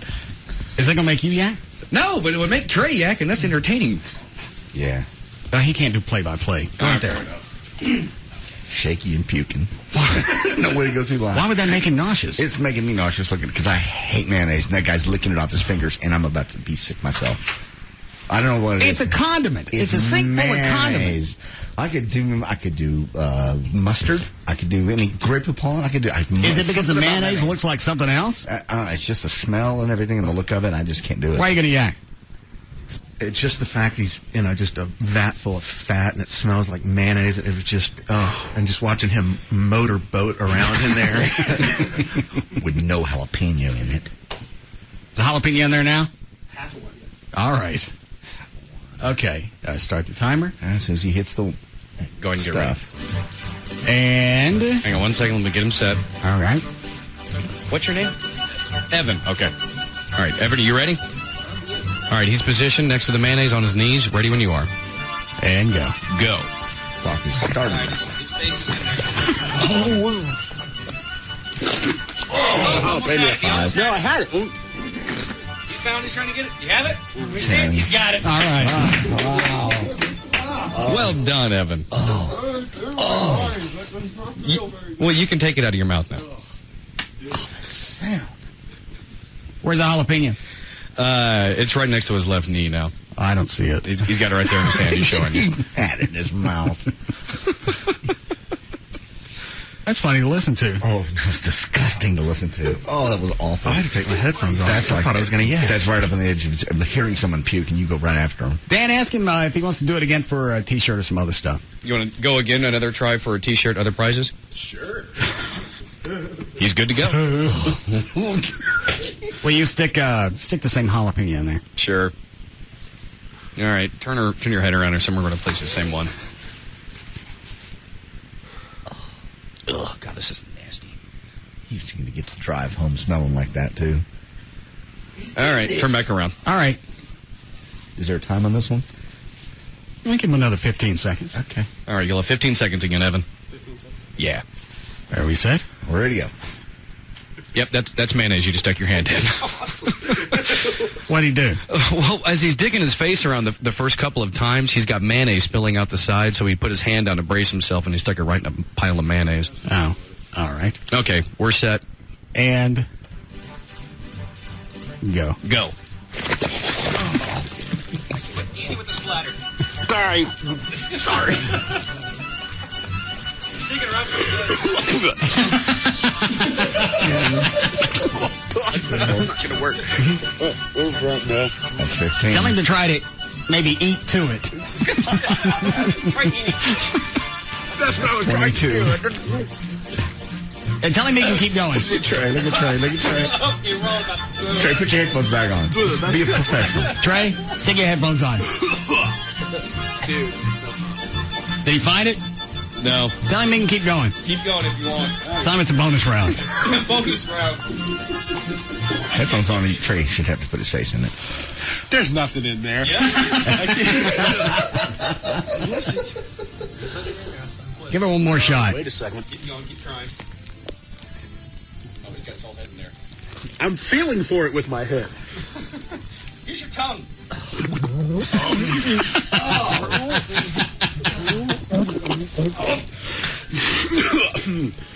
No. Hey, don't vomit my mayonnaise. No vomiting in the mayonnaise. Did he find it? No. I gave him some stuff anyway. Right, we'll give you some stuff anyway. It's a good try. All right. Check and see if that's it right there. There it is right there on the edge. His face. Oh. Close the blind. It's making me sick.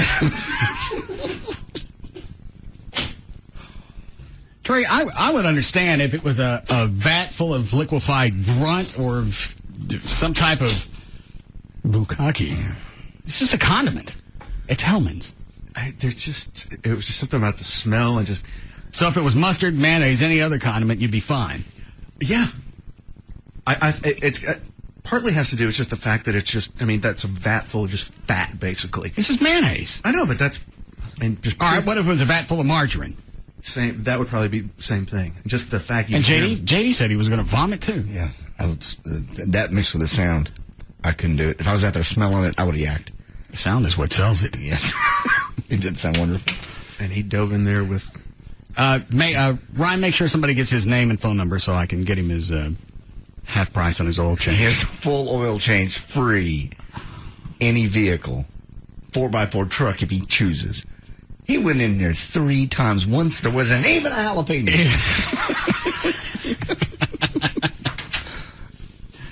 All right. Let's get his name. They gave him something to clean up with? Yeah, Chuck and I were giving him tons and tons of paper towels. Probably wouldn't be a bad idea to send him to the bathroom and stick his head in the toilet. Did you have him run into Gavin's office, give him a nice big smooch? Oh, man. What's the matter, Gavin? The mic's not on in his office. Isn't that where it comes up, or did they move it? It's just for Gavin. You there? Yeah. Okay. Yeah, I'm here. All right, yeah, I'll definitely let him know. Appreciate the heads up. What are you talking to? Oh, it's just someone was giving me a news tip. About what? A grocery store was robbed. There seems to be a series of robbings. Is it a Sam's in Plano? It is in Plano. They just took oil. That's all they took. Big Beverly heist. My truck pulls up, and then all of a sudden it's been hijacked. Is it something I need to know about? It's a news tip? Oh, it's just one of the grocery stores. I don't want to name the chain. So how do I utilize that in the news? Yeah, well, you could say it. I mean, you know, I guess it's public knowledge. A Kroger in Plano was robbed twice. Today? No, actually. Yeah, you know what? I'll listen to KRLD and find out. Dan, you ready to finish news? Sure. Ryan, anybody else ready for the Cinco de Mayo? Okay. I don't know why it took me another 5 years to do this bit. It is fun. I remember the last time we did it now. It was in the conference room at the old building. Doesn't make anybody sick then, though. I don't know why it is this time. It just, I didn't hear the sound, and I didn't smell it. It was sitting right by my desk, so I smelled it and I hear it. Tell you what, though, I give Evan, the kid that just did it, I give him credit. He got... Oh, did he ever? He went after it, man. Motorboating around in there. He even apologized in the middle of it. Sorry. Very polite. Was the jalapeno actually in there the second time? Yeah, it really was. Or the third time? Yeah, it was. What happened was he had pushed it over to right at the very end. It was sitting right on the edge. He just couldn't see it because he had too much mayonnaise in his eyes. Couldn't see it. Yeah. All right. Okay. You ready to finish news? Yeah. We okay, Chloe? Yes. All right. 5:17. Dan O'Malley's here with more news. Thank you, Russ. Yet another set of Democratic primaries are happening today in Indiana and North Carolina. And Hillary Clinton and Barack Obama spent time in both states yesterday. I don't even know why they're covering this. Because they have to. Well, they think it's going to be a dead heat when the primary is over, so they're going to be exactly where they were Monday. Yeah, why even, well, they have to do it, I suppose. Trade, is everybody projecting at this point it's going to come down to the Democratic convention and they're going to have to use the superdelegates? Yes. So why mess with any more of the primaries? Because they have to. They both want to show to the party that they're the most electable and therefore swing the votes of the superdelegates. And when why would that make me more electable? Because they're both at a dead heat. How you're campaigning, the momentum of your campaign. Neither one of them really has any momentum. You're saying, yeah. Obama's appealing to the blacks and the youths, and Hillary's appealing to the female sector. Well, a lot of people feel like Obama has slowed down because of this whole riot deal, and Clinton, therefore, has picked up some momentum in her campaign. Are you still going to vomit? I'm getting over it. My stomach is still churning. You want to smell my finger? No. Never mind. Guess. Go ahead and finish the story. We also have audio that goes with this. Cut number 31 is Hillary talking about how her gas holiday tax thing would work, and this is what we need to do. 31. All right. Right now, I know what these gas prices are doing to people. I know what they're doing to farmers and truckers and people who commute long distances, people who live in the country and have to drive just to get nearly anywhere. And what I want to do is provide... That does have a sound in it. I've filtered it 6 times, and that's the best I could do with it. All right. Some immediate relief. I want the oil companies to pay the gas tax this summer out of their record profits because they need to be part of the solution instead of the problem. I'm asking... And again, as generous as that sounds, I know it's not logical. She's going to say it. The public's going to rally around that. Yeah. And it's what everybody's already thrown out already. If you're making that much money off of us, give some of it back. They don't have to. It's a business. They're companies, and why would you if you take one company and say, all right, only because you sell gas and oil, we're going to penalize you. Try that with anybody else. If bread goes up, you're going to have Mrs. Baird start throwing money back, pay the taxes. They're not going to do it with anybody. Absolutely not. And that's And again, that's playing to the public. You can throw out something that's never going to happen, but it shows that she's in touch with me. She knows that this is hurting me personally, and at least she has a solution. Make those guys at the ExxonMobil pay for it. That's what everybody wants to hear anyway. That's what the silly emails go around. And then Obama came out today, cut number 29, and says Hillary's plan won't work. He's a little less easy to understand, though. This issue about the gas prices has, and the gas tax, has me, riled up. Because the strategy... Tear him up, Tiger. Well, I believe him. I don't even know how many people are in here because I can't see straight. Man, I'm livid. God, more companies. They got me mad. Now I'm happy. Man, something's about to happen. Has me, riled up. Because the strategy that they're talking about... Yeah, man, that's what you got and sell that. No. Show some enthusiasm. No. And they got me wound up. Motivational tips for Mimas.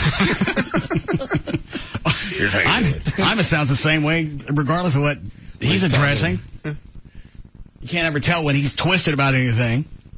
He just has that way laid back, pull, deep throat thing. Riled up. Because the strategy that they're talking about, the tax holiday, is exactly the opposite of what CREE stands for. What stands for? CREE?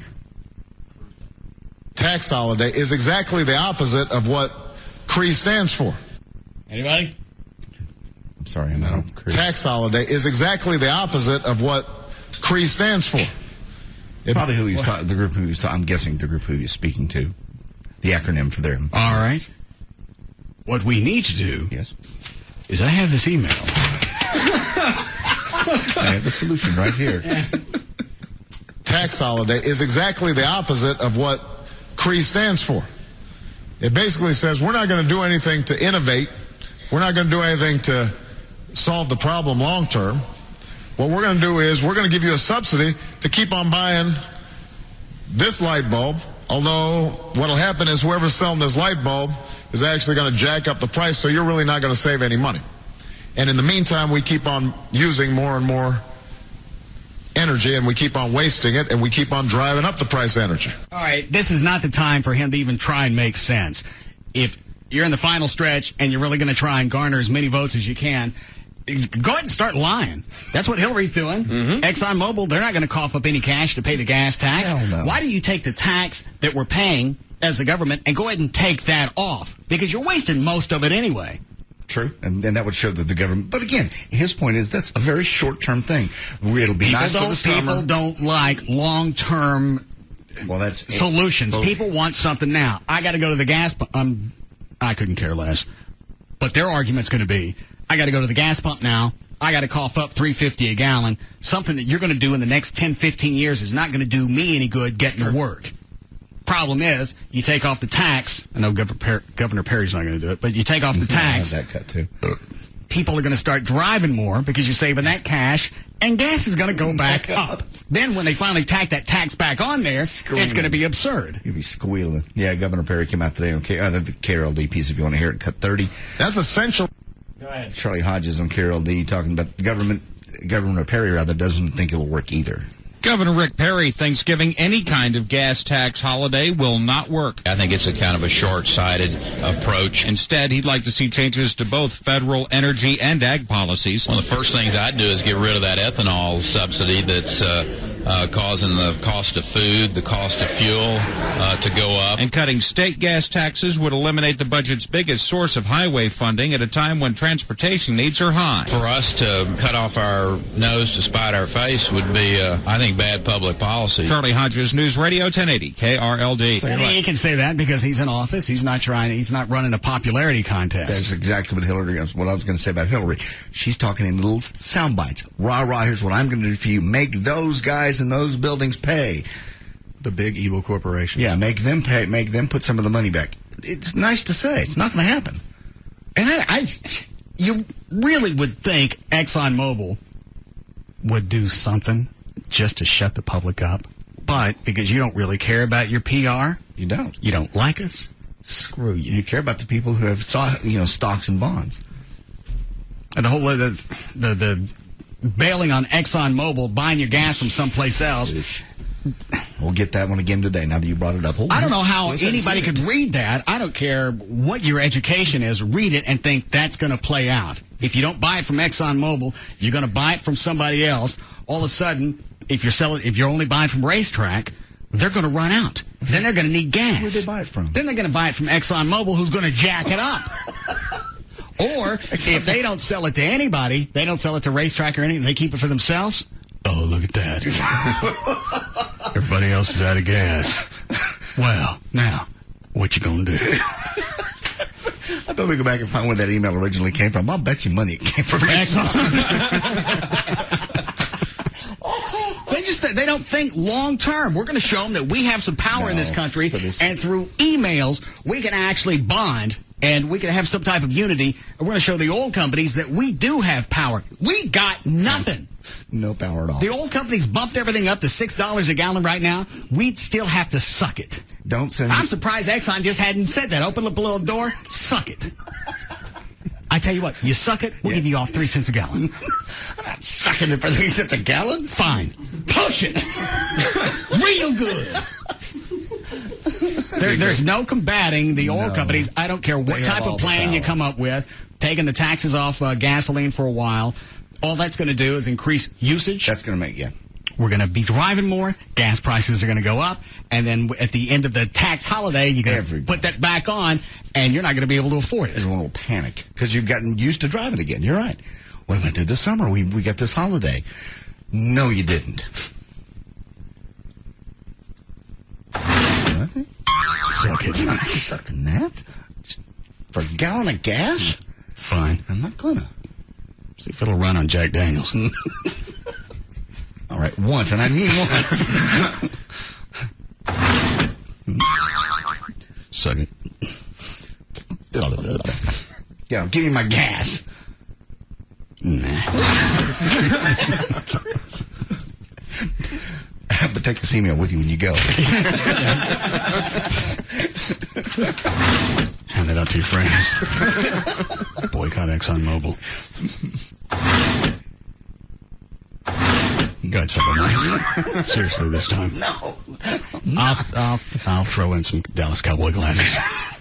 One of those little tiger tails you hang off. No, I fell for that in the 70s. All right, fine. Wait a minute. No. Sorry. Closed. One more. What? One more time. Give me a chance. I need the gas. Okay, give me my gas. No. Bastards. How do you think some type of unity is really going to change anything? Oh, they did. Go ahead. Nobody wants. I know I've covered this over and over. I don't want to carpool. I'll just speak for myself instead of pointing fingers. I don't want to carpool. I don't want to ride with anybody. I don't want to drive something that gets 40 miles a gallon. I like driving a truck. I like something big. I don't want to ride on a bus with a bunch of stinky people. I want to travel at my convenience. I want to burn gas. I don't want to be around anybody when I'm traveling. That's my quiet time. I like to be alone. I like to feel like I'm in control of the road. I don't want to do anything that's going to save energy. No. And it's all my fault. Thank you. But you also don't bet you can complain about the price of gas because you can afford it. I can afford it because I don't have a family and I really don't have the other things to worry about feeding other people in my house. But I also know it's still our own fault. And sending out a mass email is not going to change anything that's going on in the Middle East. But if you just send it to 30 people, and they send it to 30 people, now that's a lot. And then that's in that email, by the way, how they do all of that. And even when because I know Trey's replied before and told them, that's not going to work. Here's what's going to happen. If you buy it from everybody else, then they're going to run out of gas. ExxonMobil are going to be the only ones with gas, and then you're going to have to suck it. And then they still don't have to give you no gas. Jack the price up. And they win again. Yeah. Yeah, it is one of the commodities we can't live without. They are in the driver's seat. There is nothing you can do but bend over and take it because there are no alternatives. Well, there are alternatives, but we still asked for it. Mm-hmm. Even if we drove all economy-type vehicles, gas would probably still be high because the rest of the world would eat it up, but we wouldn't be as dependent, and we wouldn't have to suck it. Like they do in every England. time you got to fill up. Like they do in England, they drive small cars, and there's a ton of them. But gas is proportionally about $4 to $5 a gallon. No, now in England it's about 7 to 8. Okay. Well, regardless, what JD's saying is you're not as dependent because you got a car that gets 30, 40 miles a gallon. So when you go to fill up, you're fine. You got a great train system too in London and in England where we don't like that. Mass transit just in 95% of this country doesn't work. We don't like to ride, especially in the South. We don't like to ride with anybody. I want to be in my truck. I want to eat up as much road as I can. I'm paying gas taxes. That means part of the road is mine, and I'm going to sit and I'm going to suck on it. Saddest thing is the first piece of legislation Bush tried to push through when he took office was comprehensive energy reform, build a refinery, drill an ANWR, and you think about it, had they not... That's because gas prices weren't where they are now. And if we start digging with stuff, and then I'm about done with this, we start digging with stuff and trying to artificially lower the price of gas, we're not going to want to refine, we're not going to look for new places to drill, we're not going to want to do it. It's got to stay uncomfortable, so it's going to force us to go do those things. That's right. You've said it before. It's a two-step. You go up, we go back. We go up, we go back. Yeah, and if it looks like we're going to build refineries and start drilling for oil, OPEC, they flood the market. Yes. Scratch my hairy belly. Well, let's see. The capitalistic dildos have now started their own refineries. What will we do? Hey, let me scratch my big hairy belly. What we do? Let's flood the market. Gas prices drop. We don't want to drill anymore. They got control of us again. You're just going to have to be self-sufficient on your own. Just drive things. We won't do it, but that's the answer. And the Hillary thing of making ExxonMobil pay for it, she's an idiot. That's absurd. No, not there. Don't drill there. Ever. Do we need a break? Yes. All right, we'll be back. This is a new bumper.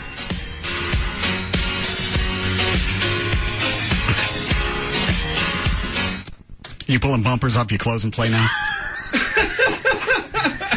Sounds like it's... yeah, you hear the needle scratch. I'll fix this. How are you going to fix it? Put a new needle in? Maybe don't slam it as hard.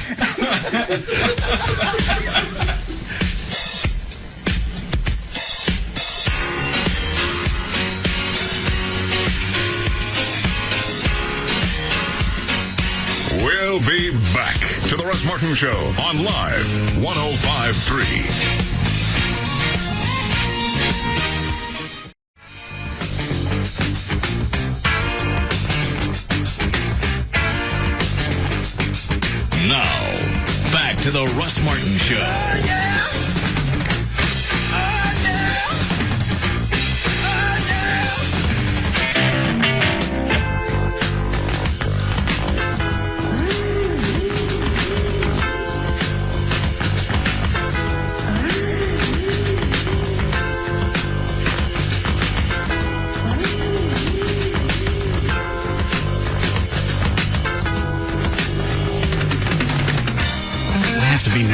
Yes. He's done time out of his schedule to get over here and do this for you. Dr. Fettner's out there waiting. I think he has some little toys for you, like pills, erectile pills. Viagra? I don't know what he brought this time. I don't know if it was Viagra or some of the other ones, but he'll be over. You were getting done, too. I don't need it. I don't need it. When he do you? After he did you. Remember, he came back and did me? Well, then you're due. No, you're due first, and then I'm due in a few months. And then it comes back around. He's on call at Medical City, so he's in a hurry. Have to be quick. I'm telling you, go on. He's here. You can hear your exam. Get it done. It's 8 seconds a year or twice a year. Is it twice a year we do this or once? Seems like hourly, but I think it's once a year. In fact, the last time he did it, we never got around to taking blood. Oh, that's right. Because I want to stop whacking for a couple of days because I think that affects my PSA. I can't remember. He contends it doesn't. But the two things they do is they stick their finger in your hole, feel your prostate, then they take your blood and see what your PSA is. Right. If it shows an elevation, then they want to check you again. And yours went back down. Yours is completely normal, or at least has been. Now, was there something else they did, where like they pushed and then they wanted your urine? I think it's a sample of, is it your semen? Yeah. Or some, whatever goo comes out when he pushes real hard on your a-hole. I don't know what he does with those. As far as I know, he goes home and licks. He's never said what that's for. The massage part, he does that because he has to. The massage part, that's to get something to come out of the front end, and I forget what that's for. I don't know, but let's get it over with. It's not wonderful, but it's not horrible either.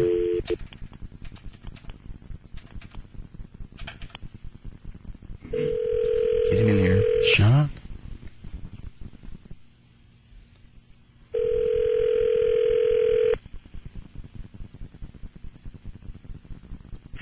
Hello. Hi, it's Teresa at Medical City. Someone's a-hole exploded. Come back, please. Called him on his cell phone. He's 10 feet away. Well, maybe he'll go away. No. We have to have this done. Just get it done. Someone's a-hole exploded. It would be fantastic, though, if Fettner stuck his head in. Someone's a-hole exploded. I gotta go. I gotta run. Woohoo! I've never seen this before. I gotta go, Coke Brown. Coke Red Eye. Come on.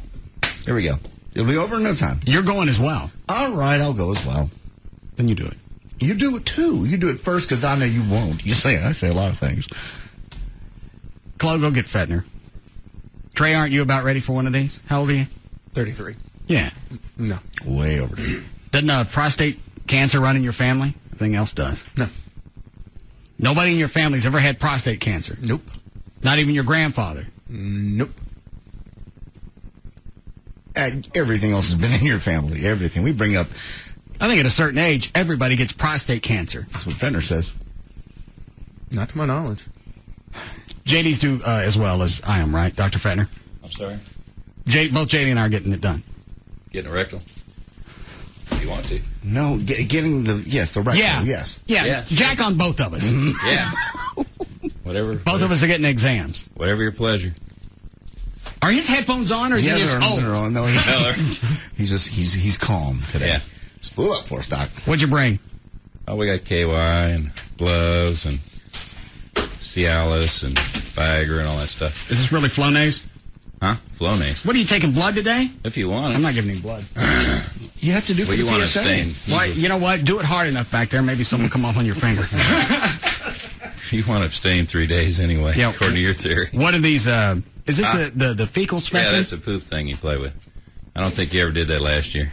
No. Can't you just pull some out? Yeah, we can do that too. Put it on there, mail it in. There. We can do that. Just pull out whatever you come out with. You get any blood, any fecal matter, just consider that a little tip. Yeah, we can do all that. That's all your... Levitra, Cialis? Yeah. Whatever you like. All right. It's all good stuff. All right. Go get JD. Do you first. Do you first. I'm the big finisher. I'm the host of the show. I'm the encore. Okay. Can't we just play last year's? Yeah. Yeah. Let's do that. I can't have cancer. Listen to this. Checked you good enough for a decade. Wait a minute. He did last time. I had my prostate checked every year. I don't have any gloves. Oh, darn.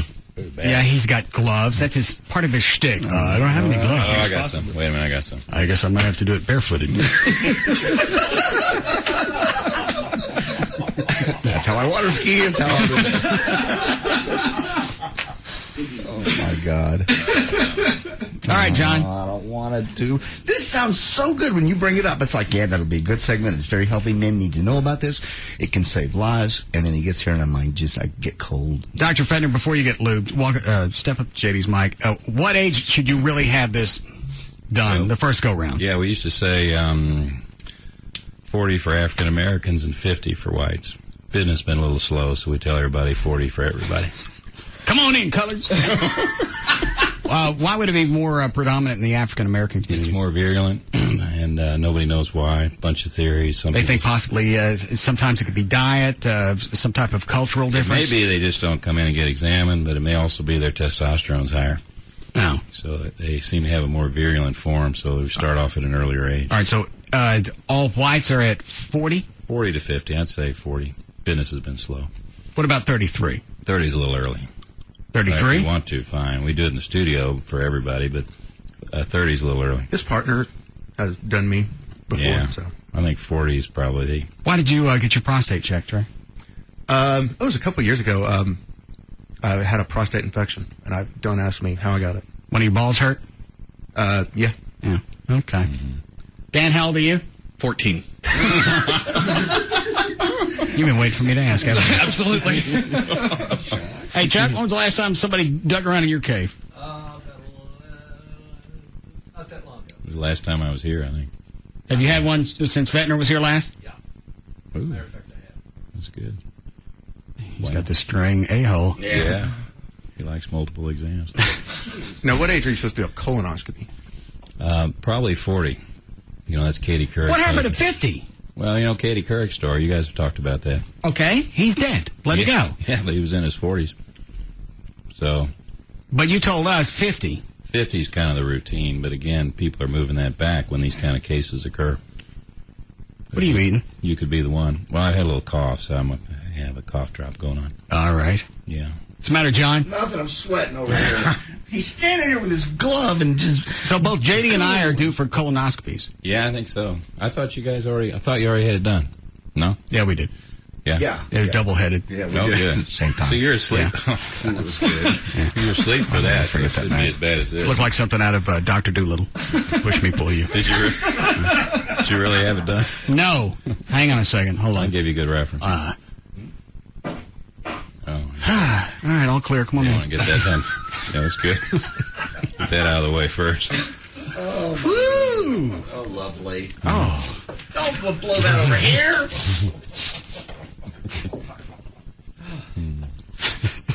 So Dr. Fetner.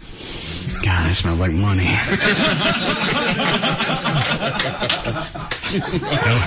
The open sign must be on. All right. No, you want to do music again this time? No. Yeah. You go first. He's already over next to you. He's got legs. What did I use last time?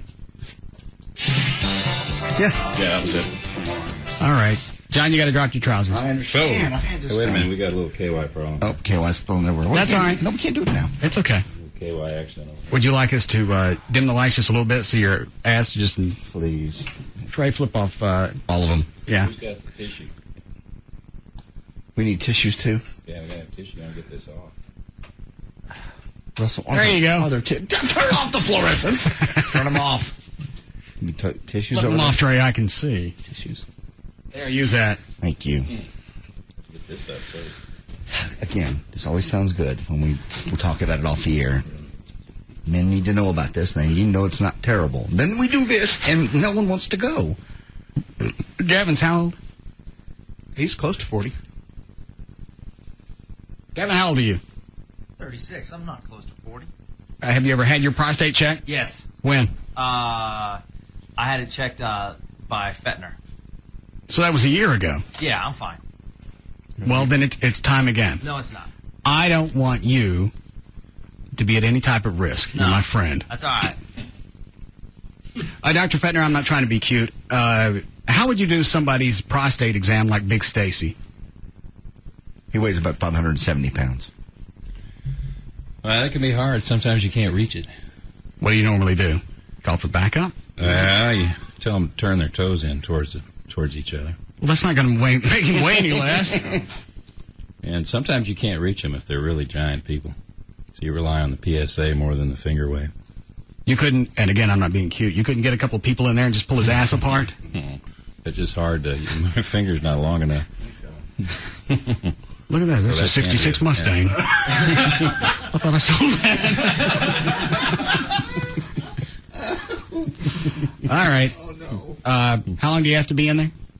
This isn't very long unless you want it to be. Yes, thank you, please. No! We can do that. Short. 15 seconds. Or less. Oh, man, why do we... Oh. Don't look in there, Ryan. All right. Okay. I'll hit the timer. Let me know when you're ready. This is not some kind of rodeo event. He'll do what he'll do. Oh, this is so embarrassing. All right. How do we do this on the air? Everybody ready? No. Let me know when he's in. Not ready. Don't. Not yet. Not yet. 7 o'clock? Not yet. Hold on. All right. Are you in position?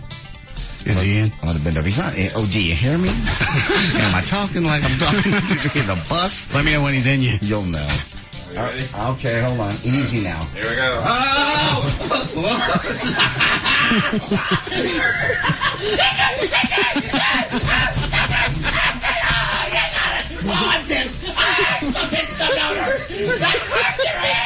Timer's up! Wow. Some kind of demon jumped out of his soul. That was better than last year. Oh, better how? Who? Is he, how does prostate feel? It was fine. You remember from last year? Oh, that was better than last year. Well, how did he feel last year where you can tell the difference? No, I meant the sound effects. Oh. Yeah. Glad to help you. Prostate felt the same. That's good. Yeah. All right. Your turn. Didn't you get a call from Medical City? Yeah. Don't you have to leave? I got a stone patient out there. Oh. He'll survive another 30 minutes, probably. Probably. They'll give him some narcotics. All right, come on. There we go. Wasn't that bad, Russ? We'll enjoy this. What is it, Trey? I know. Okay. I actually sweat my deodorant off. I stink now. Let me know when you said. Get some pictures. Just do the KY.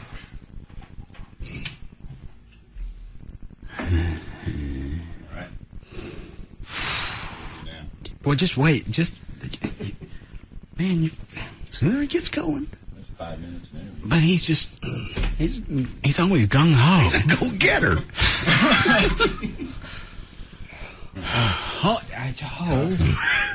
Wait.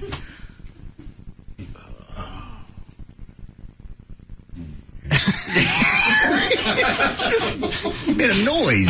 He's been jumping at you. What'd he say? What'd he say? What'd you say? So he always had a pretty little butt. Pretty little butt. Deal's off.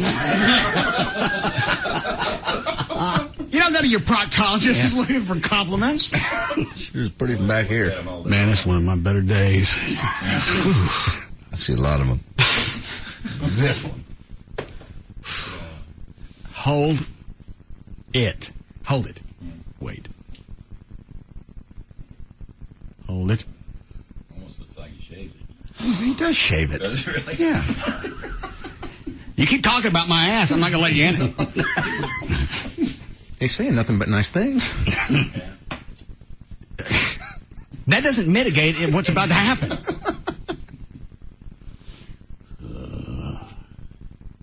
Wait. Don't you go North Korean on me. What? You want to put him down further? How much further you want him down? You don't want KY all over your panties. I don't care. All right. You ready? Hold it. Ready? I'm ready. All right, good. You are? Yeah. Oh, God. You know, many times.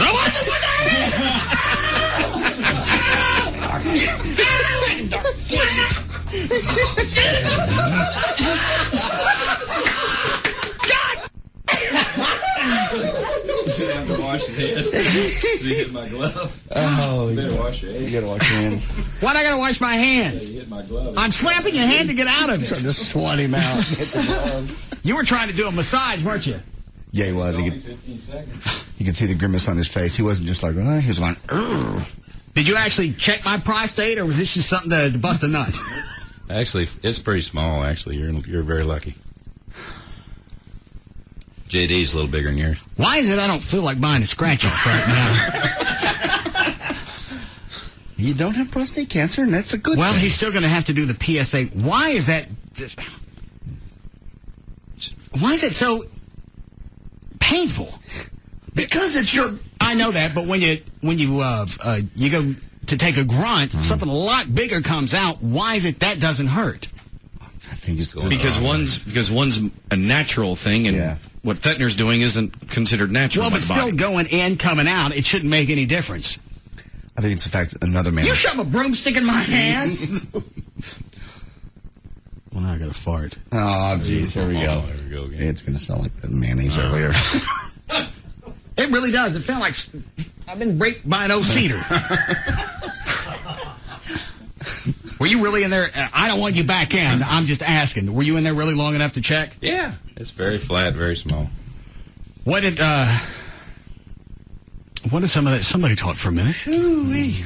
What's the difference between why is smaller better for prostate? Just less symptoms. You know, you get symptoms from enlargement besides cancer. Now, some people just have naturally, like, has mine always been that size, or you think it's getting bigger? Yeah, everybody grows between 40 and the time you die, so it just gets bigger and bigger all your life, and nobody knows why. Some people wind up with that doesn't necessarily 100-gram prostate, other people 30-gram prostate. But it doesn't necessarily. What do you think mine weighs? You're small, I'd say 20. What's that indicative of? Well, that's good. I mean, you want a small prostate. You had to have a choice. What some of the different things that could cause prostate cancer? Diet, is it hereditary? I know you said before, and it's not very common, that everybody at a certain point is going to get prostate cancer. Right. That's a whole spectrum, and not everybody dies from it. So the trick is to pick out the people that are at risk to die, which are young people and people with high-grade tumors. But like if you find prostate cancer, 86-year-old man, very little treatment. In a 45-year-old man, very different story. So that Did he answer my question? In a really roundabout way. It's a spectrum. It's not. All right, let me go back this way. Diet? Probably not. Okay. Vitamins. Millennium, what is it? Yeah, the regular dose of selenium and vitamin E. You don't have to take mega doses, just regular doses. Okay, so you supplement your diet with that. Right. And that does what for your immune system? Well, they don't know what it does, but there's been less prostate cancer in people that take those supplements, but not in excess, just normal. What about fish oil? Does that do anything? Good for your heart. Okay. And what's good for your heart is good for your prostate. For example, people... Right now, I'm not really talking to my prostate. Well, your heart's a big deal, strange, too. Are you? What? Your heart's a big deal, too, and a heart-healthy diet is good for your prostate. There's less cancer in people. All right, so let me ask you this. Yeah. Maybe I can get an answer. High-fiber diet, is that good for your prostate, or is that just good for your colon? Colon, And you want JD and both of us to have a colonoscopy? Absolutely, yeah. And after you go to sleep, and you start, how far up do you go with the camera? Well, they go around the entire colon. They do the entire colon, which they couldn't do in the office. How many feet is that? I don't know. I'd have to guess, but they do. Never pulled one out. Yeah, ascending, transverse, descending. Leave them in colon. there? Then you can do, if you're a big drinker, you may want to do the upper while you're there and let them check your stomach. For what? For gastric cancer. And also, what are some symptoms of gastric cancer? Not much. I mean, it's another problem, cancer like pancreas, where often it's progressed when it's diagnosed. Oh. Time you vomit blood and stuff like that, it's bad news. I think my grandfather died from that. Yeah, if you're a heavy drinker, I'd get your stomach checked, too. Can't they do it at the same time? When Yeah, they do the and you're asleep for that. You don't remember a thing. Everything's done in the hospital. Yeah, on day surgery, so you're out the whole time. Gavin, come in here and get your prostate checked. Don't shake your head at me. Come in here. That was a juicy one. I know it's filled with... I just got cream filled. What do you think's going to come out? Filled with KY. Yeah, it is. Yeah. Oh, that's... Well, there's nothing you can do about it. No, I know. You're just in drip. You could have wiped it off. Gavin, it's been a year. This is obviously something that's very important. It also shows the listeners that no one's too young to get it done. You just want to hear me squeal. I don't want you to have cancer. Remember the last time you thought he was doing something silly and that you turned out to have a little, some kind of a lesion in your back and it was potentially cancerous? Yeah, that's true. And Russ found that for you? I know. All right. Now, let Fettner in your ass. Is he 40? No, 36. He really doesn't need it. But Yeah, he does. You heard him. He said I didn't need it. Drop your pants. Jesus. Okay.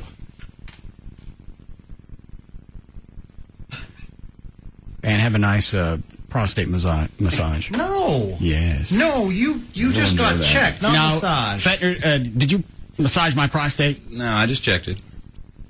Well, what else was going on in there? Were you? Yeah, I go home and take a crap, and there's a little model ship in there. Because there was more going on than you just checking my prostate. It sounds like a You put in the mariachi band 15 coming out. You put the 15-second rule in, so I thought, well, thought that was for everybody. Might as well build a schooner while I'm in here. A little extra time. And there you go. Little Cuddy Sark. Welcome. Chips ahoy. You ready, G? No. Hang on. Let me get the music. Do I have to bend? A little bit. No, stand up and see what happens. There we go. Yeah, go in soft. All right. Soft. All right. Soft. All right. Massage.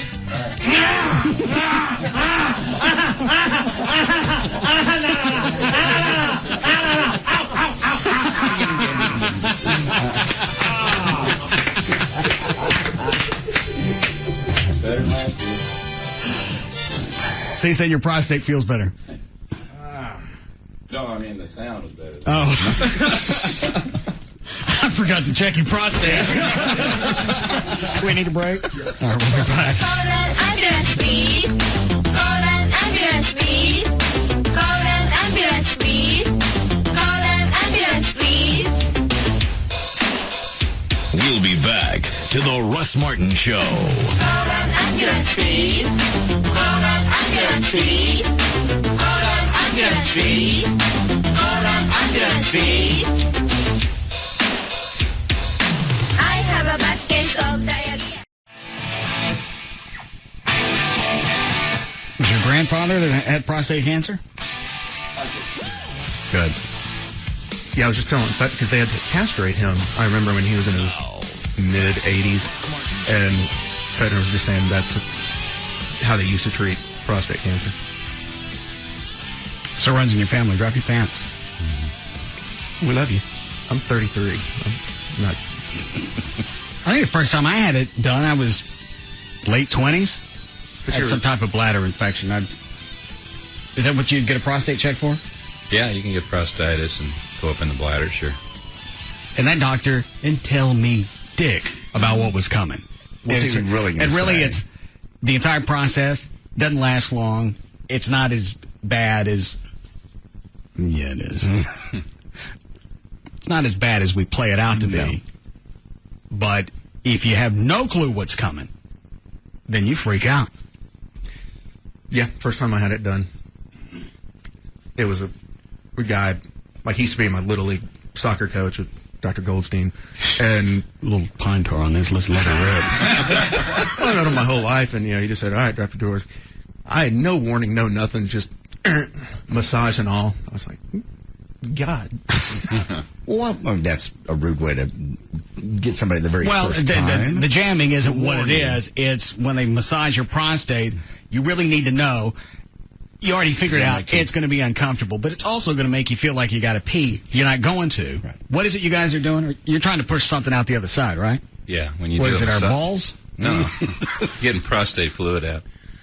And so you massage it, and then you look at the fluid. Okay. And normally, what would you find in the fluid? Well, you're looking for cells, infection cells, and blood cells. Why is it you don't check us for that?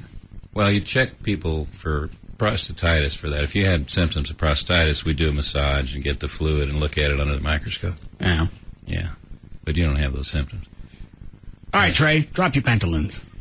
I don't need it. You're 33. I don't. You drink a lot. You're very pale. You have something. Yeah. I think I'm with Russ on this one. What about nicotine? Would that have anything to do with prostate?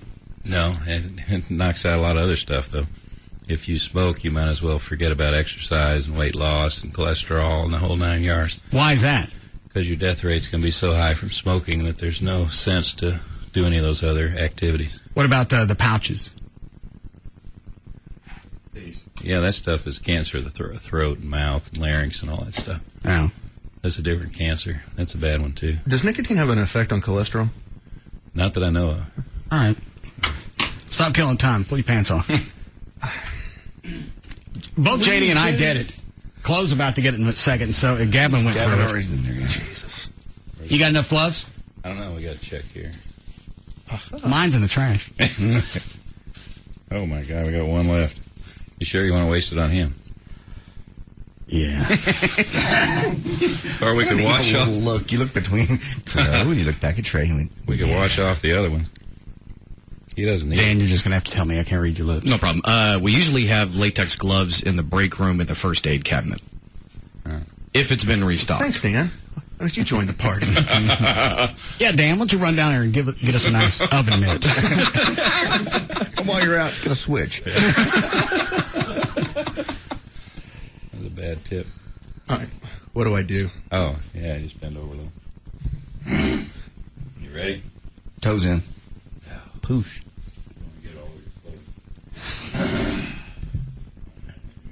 Oh,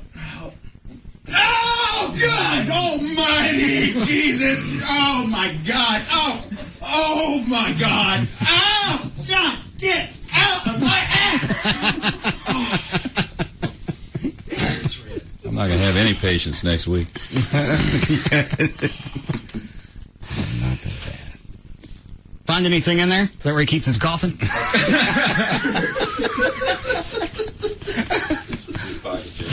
How was his? It's fine. Tiny. Usually 40s when they start growing. Oh. So. What else do we do? There's a room full of people still. I'm out of gloves. He's out of gloves. We got gloves. Oh. Gavin. Is David Henry still here? No, he's not. No. Who else is in the building? Who? Lee Harris. Yeah, go get Lee Harris. He's definitely of age. Yeah, he's gone as well. I bet he is. Our parking lot looks like Indy 500. They dropped the flag. Out of here.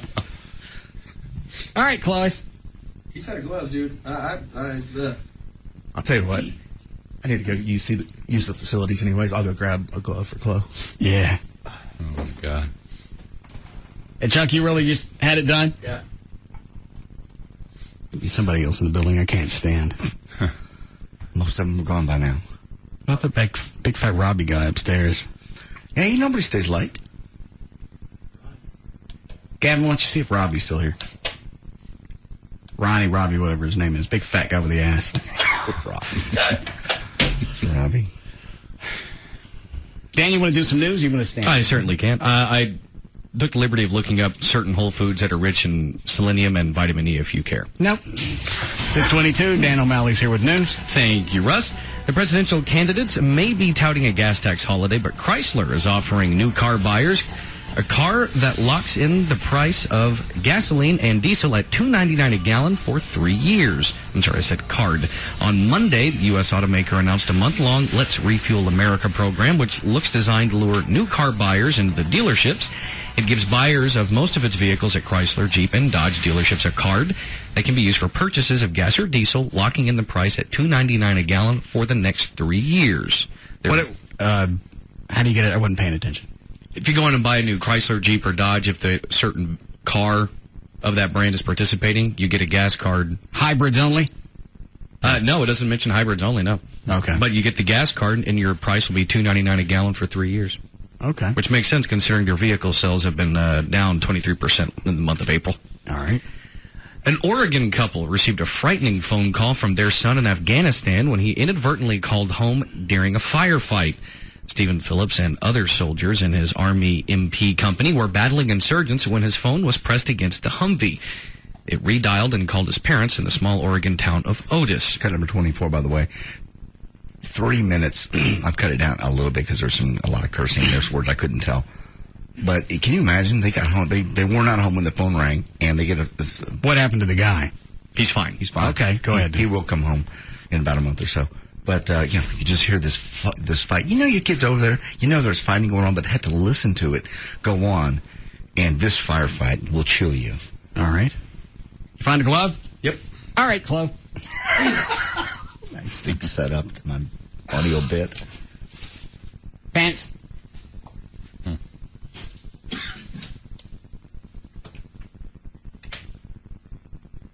You sure he wants this done? Absolutely. He's begged for it for months.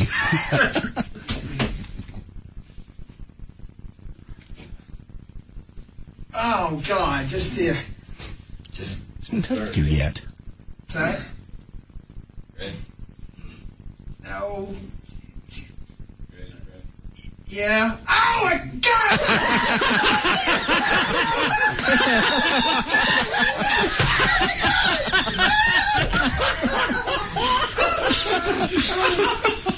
That's not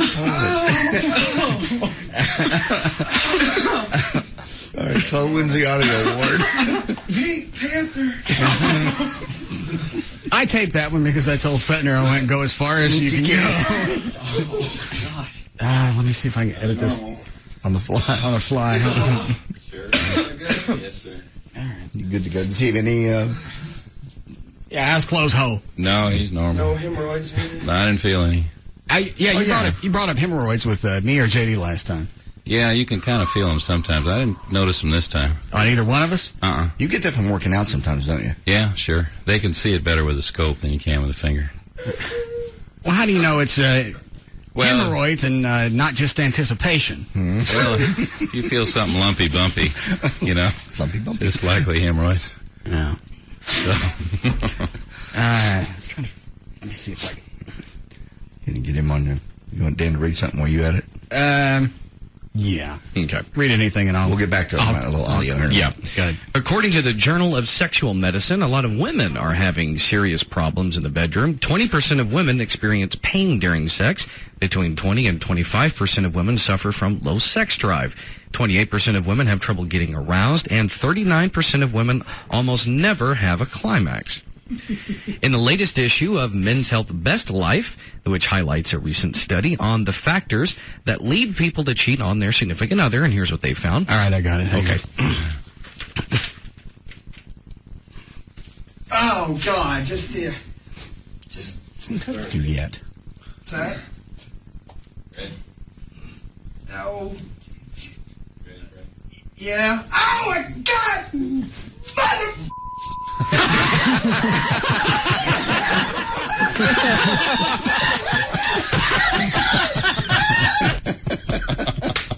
Score. Sound like monkeys in the zoo. Was it line one? Yes, Matthew. Yeah, I was wondering if your prostate, Crohn's disease affects your prostate as you get older. Not that I know. A lot of people, Crohn's is a colon disease, and colon's right next to the prostate, so people think the two are interrelated, but to my knowledge, they're not related. What is thanks, Matthew. What is Crohn's? Crohn's a real serious, bad colon disease, autoimmune disease, where they basically make antibodies to destroy their mucosa and of their own bowel. Is that hereditary? I don't know. Most things are, but I don't know on Crohn's, but it's really a tough disease to treat and manage. Some people have to have their colon removed. How do you do that? You get a knife and remove their colon. Thanks. You bring your degree, and next time you come in here, I'm not kidding. I ain't jacking with them. Well, we normally do. Because we thump their hole a couple of times to get it numb. I bring in this melon bowler. And we dig until we don't see any cooties. Great. Well, we get a knife. How we doing, Chloe? Hang on. All right, go ahead, Dan. Did you want to play the Afghanistan firefight? I don't think I'm ready for that right now. Fair enough. Anyhow, I'll go back to the latest issue of Men's Health Best Life. Highlights a recent study on the factors that lead people to cheat on their significant other, and here's what they found.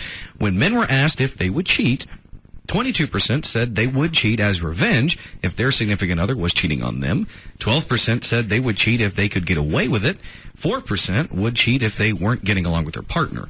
And, of course, that means 53% of men said they are faithful and would never cheat.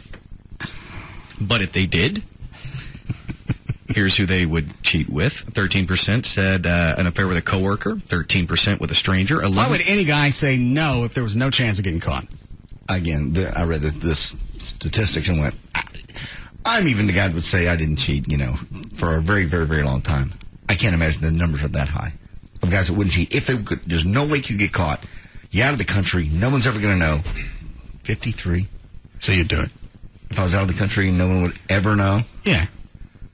No. I just walked down there by myself, didn't I? Without a flashlight. I would. Well, you've said that before. You would. I really don't. I don't know. It's easy to say. It's easy to do. Well, if I was in another country, I don't know. I can't imagine the situation to put myself in, but maybe. You're in hedonism. You got that. We're on a TV show shoot again. Yes. You go down there. There are no chicks with us. The situation presents itself. Yeah. Never going to see this person again. Say they're from France. Probably so. Probably so.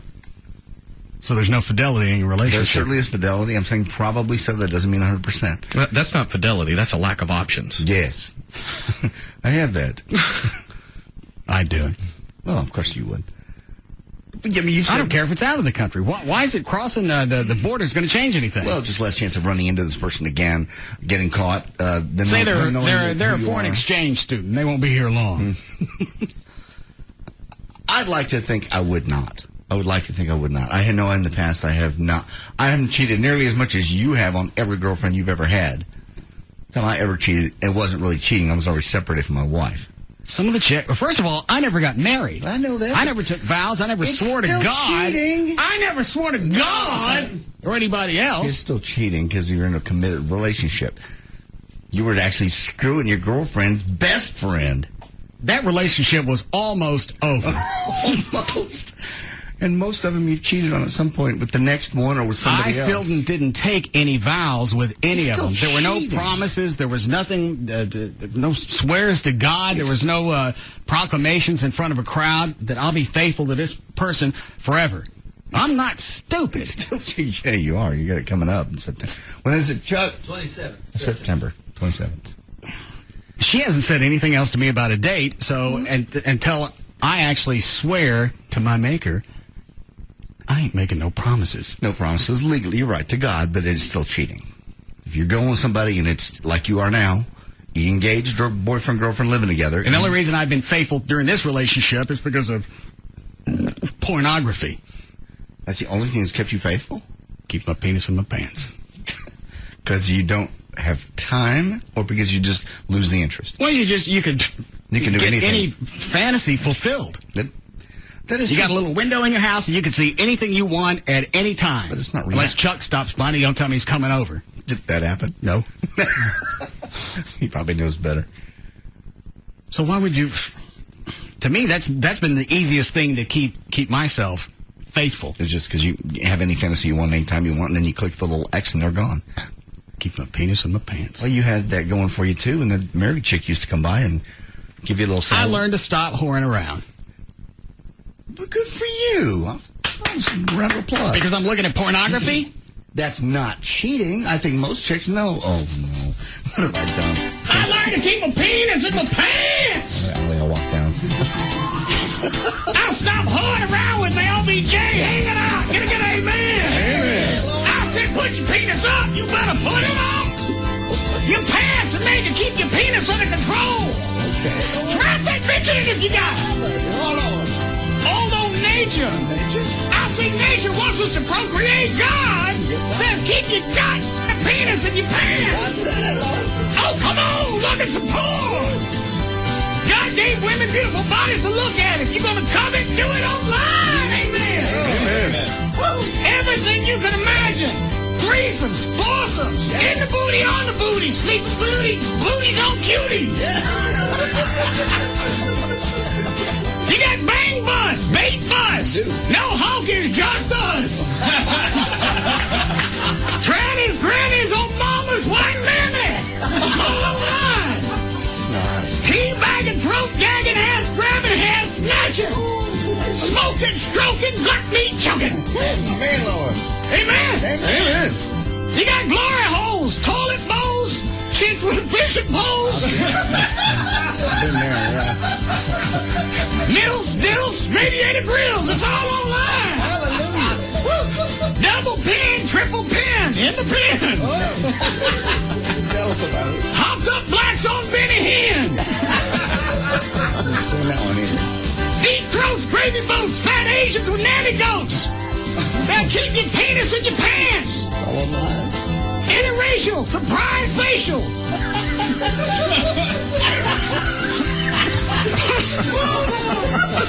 I'm done. We'll get back.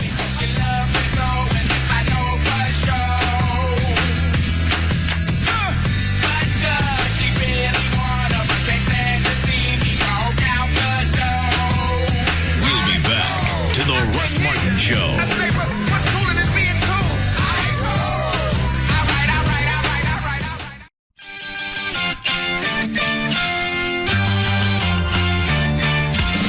Now, back to the Russ Martin Show.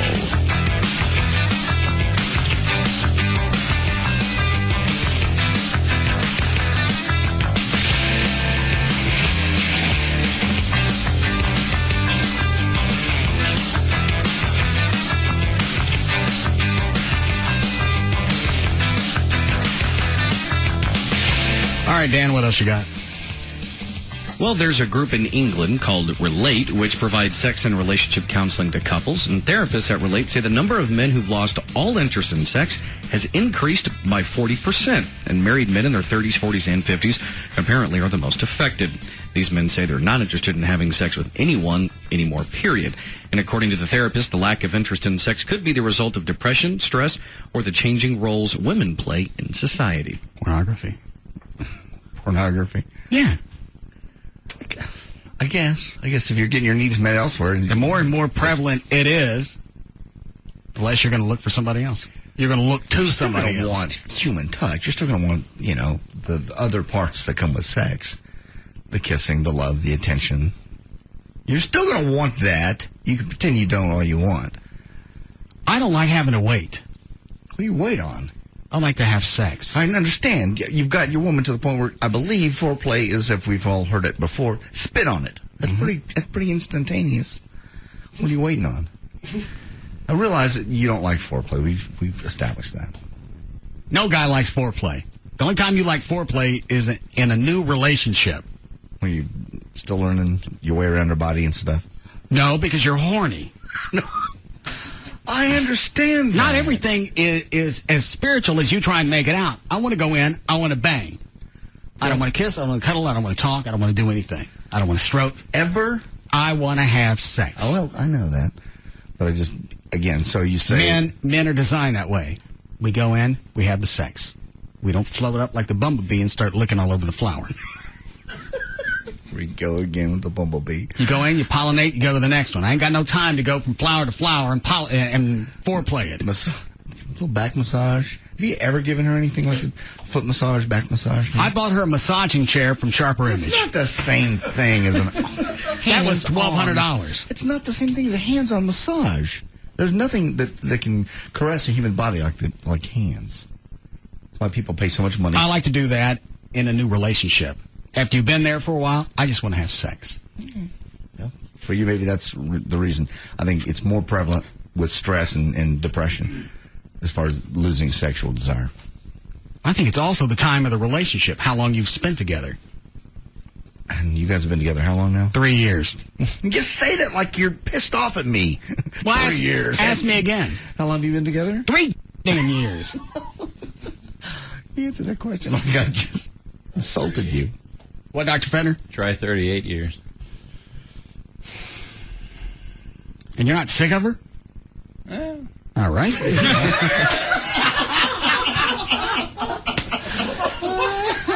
Just gotta wash it clean. punchlines don't always have to come from me. No. Go ahead, Dan. All right. We have audio for this as well. Mindy McCready did a radio interview on Friday. 18. This was on a radio station in Nashville, and once again she said that she cannot refute anything the New York Daily News said about her supposed affair with Roger Clemens. I can't really say much right now because my attorney would send henchmen over here to break my bones, but I can say that I can't refute the story. The story did say that, well, it may not have started that way, but that the relationship did become intimate later. Pretty much you can't say anything. You can't refute. Nobody can prove this either way. Why is she saying anything? Because she's stupid. Why, why she put herself in a situation with a boyfriend that beat her up over and over and over and over. She's stupid. But this was how old is she now? 20, mid-20s. Okay, so over 10 years ago. Yes. Well, why even address it? And if I'm her lawyer, and you're going on a radio station, I don't care what projects you've got coming out. I don't care what videos or CDs you're dropping. Shut up. Just shut it. Well, she's not going to do any damage to herself as far as her own attorney goes. I guess. Does she have a new album? No, actually, she doesn't. I'm coming out anytime soon. What is she going to say that's going to be damning to her? She was 15. You're not going to think any different about her. If anything, that'd be different for a change. Mindy McCready would have some sort of sympathy coming her way because then, at least as 15, she could play the role of, I was preyed statutory upon. rape. Yeah, I was preyed upon. But I can laugh along with you. You can laugh along with us. But you can't refute that either, right? I can't refute that either. Okay. Did you ever kiss him? As much as I kissed you. See, that's... You never kissed? To me, that's much more frightening that you might have kissed intern Adam. Do you know where those lips have been? They were apparently at a party the night before this was aired. Who? The intern Adam and Mindy. Sound like gay Steven. Yeah, it did. Right? I can't refute that either. Okay. Did you ever kiss him? As much as I kissed you. See, that's... You never kissed? To me, that's much more frightening that you might have kissed intern Adam. Do you know where those lips have been? Yes, I do. Oh, okay. Does she address anything else as far as a relationship? Not at all. Why am I listening to this part? I'm just saying. It was just odd that she's even doing any kind of interviews at all. Just back away from it. It's not going to make you look any better. Now, has Roger Clemens come out and said anything? He issued an apology yesterday, but it's not clear specifically what he was apologizing for. Everything. I'm sorry, kid. Can I go now? Yeah. He only generally addressed the adultery scandal he's wrapped up in, and the apology was for unspecified mistakes in my personal life, is what he said. In addition to Mindy McCready, the Daily News also claims that Clemens cheated on his wife with a Manhattan bartender, and Paulette Dean Daly, the ex-wife of John Daly. And Roger's apology goes as such. Even though these articles contain many false accusations and mistakes, I need to say that I have made mistakes in my personal life for which I am sorry. I've apologized to my family. And you better go back and just admit you were on roids, and the rest of this stuff will fade out. That'll give them something to focus on, and take infidelity and any type of statutory rape. They're not going to focus on that. They're going to go back and, What happens to him? Roids! Put him now! Just finished! Hang on! We don't care. Needle's almost in. We don't care. What happens now if he comes out and says... As far as what? Admits to steroid use? Well, first of all, he'd be facing perjury charges from Congress. Oops. But no charges as far as doing steroids, because at the time he supposedly did it wasn't illegal, right? That's correct. All right. Exactly. And so really... So, he can't come out and say anything, because now you're looking at federal charges. Right. The federal charges would be the worst thing he'd be facing, and that'd be the perjury from his testimony in front of Congress. And then career-wise, if he admits, no one's ever going to take him back. Well, the other problem he's working through right now, and I'm sure that's why they released this information about McCready, is in front of the congressional committee. Right. They wanted to... what is it when you don't trust somebody? Discredit. Yeah, they want to discredit him. So now you've got this floating around. And it just looks like every aspect. So all of a sudden, you're a guy of high moral value, of stature. Mm-hmm. You're not going to do anything that's going to beseech the name of baseball. No. But you'll screw a kid that's 15, or maybe a little older, maybe, and go outside the marriage. And that's everything that's working against him right now. Mm-hmm. So he doesn't have any credibility. And that's the only reason all of this is coming out. Why McCready's running her mouth, I got no clue. He needs to drop the civil suit he's got, the defamation. Who's he suing? he's suing the former trainer. That's where all this is coming from, is in discovery and depositions. They're finding all this stuff out, and they're leaking it to the New York Times or whatever. But he needs to drop that suit. Well, that's not going to change anything because this information's already out about McCready and the infidelity.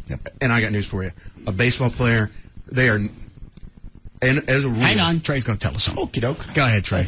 As a rule, they're known, they travel so much and they get a lot of women. I promise you, this ain't going to be the end of the women coming out saying, I effed Roger Clemens. Well, there's a soundbite. Okay. 6:53. Well, anybody can come out and say, I had this relationship. Go back and look at their schedule, see when he was in your town. I banged him. Yeah. And he's opened himself up for that. He should have just fessed up to the roids to begin with and gotten this over with. Is anybody ever going to take him back as far as playing now at this point? I mean, especially now with this, it's just like... Right now it would be really hard just because he's got so much pending legal issues. He wouldn't be able to concentrate on baseball even if someone tried to, bring him back at some point during the season. Enough baseball. Will you finish your sermon, please? Did you run out of steam? What happened there, buddy? We had to break. No, we didn't. We never have to break in the middle of a sermon. Since when do you break on time? Yeah. Did you want me to go back to the beginning? Yeah. Yes. All right. Well, this ties in with Clemens. It does. Oh, yes. You need to find a way to keep your penis in your pants. You ain't got to run around with your baseball bat hanging out all the time. You miss the pine tar Batman. No, Lordy. Strap that bitch in your pants. Don't let it run around. Oh, come on. Come on. Look at some porn. God gave them bodies for us to look at. It's all right if you cover it, but you just got to cover it online. Don't fly from city to city. Everything's on the internet you could possibly imagine. Everything's on the internet, Lord. Twosomes, threesomes, foursomes, in the booty, on the booty, sleeping booties, booties on cuties. I remember that one. Bang bus, bait bus, no hawkers, just us. Trannies, grannies, Obama's white man, amen. You got teabagging, throat gagging, ass grabbing, hair snatching, smoking, stroking, black meat choking, amen. Preach on, brother. Glory holes, toilet bowls, chicks with fishing poles. Fishing poles. Milfs, dilfs, and radiator grills. You can get it all on the internet. Ain't no reason to go outside your vows. Amen. Big throats, gravy boats, fat Asians with nanny goats. You can get it all. Get it all. You got your breath, Reverend. Interracial, surprise facials. You can find poo nannies that are extra spatial. See-through bamboo, big sack kangaroos. You can get it online. Hardcore, softcore. Grandpappy's got a trapdoor. Spanking, cranking, hard-burnt, yanking. Jacked up, backed up. Two porn chicks can only share one cup. Amen.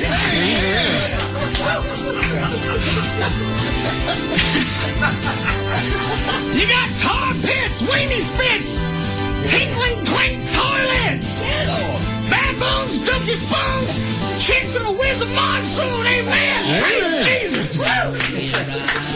All right, we'll be back. We'll be back to the Russ Martin Show.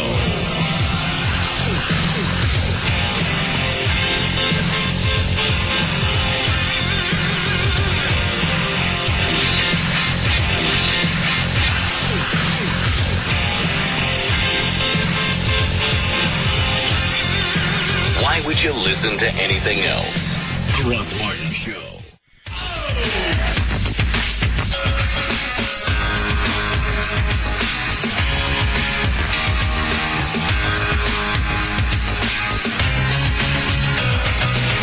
Now, back to the Russ Martin Show. You're unbelievable.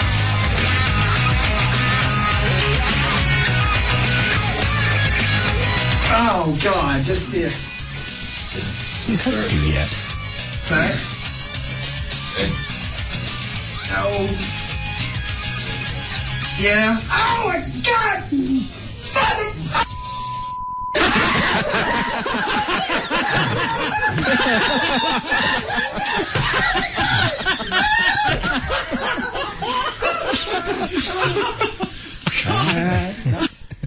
we get to was he doing the massage? Oh God, yeah, going around. That was intense. That was the most intense thing ever. Oh my God, it just seems like he went up. And why is it we have people that protest waterboarding? Anything that's going on in Gitmo, or the fact that some of the U.S. troops supposedly tortured people in Iraq. You put little sheets on them, dress them up like witches. We did. No. Well, they had them standing on buckets thinking they were going to be electrocuted. You can't do that. We don't, as a civilized country, do that or agree with it. Amnesty International put out this TV commercial they're running showing the horrors of waterboarding. It's like, all right, fine. Yeah, I'm sure it's not pleasant. I hope I... But we're not killing them.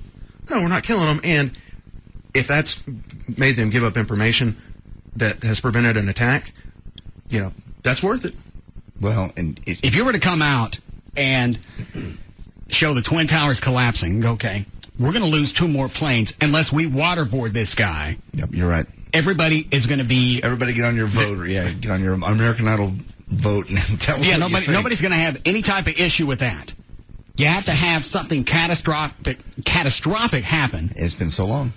Well, that's why I said in between the Twin Towers and the plane that went down in Pennsylvania and the Pentagon, if you said we can stop this at the towers and these other 2 planes are going to make it, you let us do whatever we want to these guys. Wet and wild. There's going to be nobody that's going to stop us. No.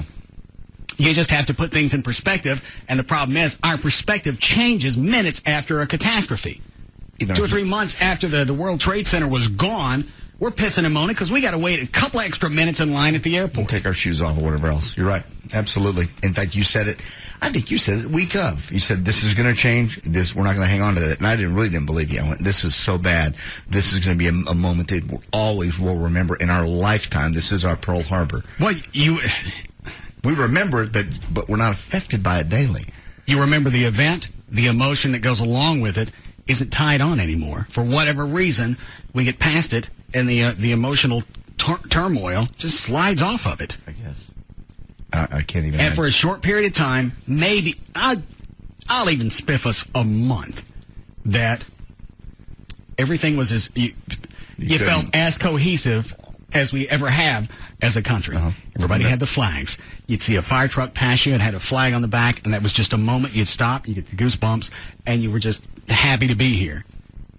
And then we go back to we go back to our complaining lives. about waits in line. Right. We go back to CNN and everything else that's breaking news and just distracting, and you forget. So my point is, why would you complain about waterboarding when stuff like this goes on in this country? Oh God, just hasn't touched you yet. What's that? Ready? No. Yeah. Oh my God!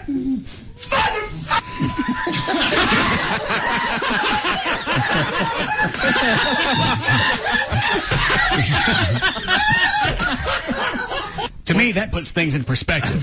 Point well taken. If I got to go to the doctor and he's going to waterboard me to see if I got prostate cancer, I'm all right as long as this doesn't have to happen. We make it worse than it is. You know that. I don't want it every day. Don't get me wrong.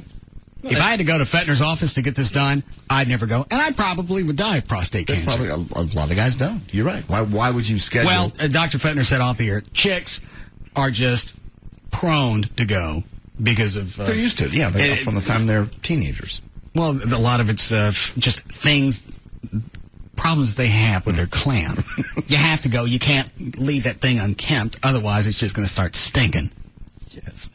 So you got to go and have it tended to.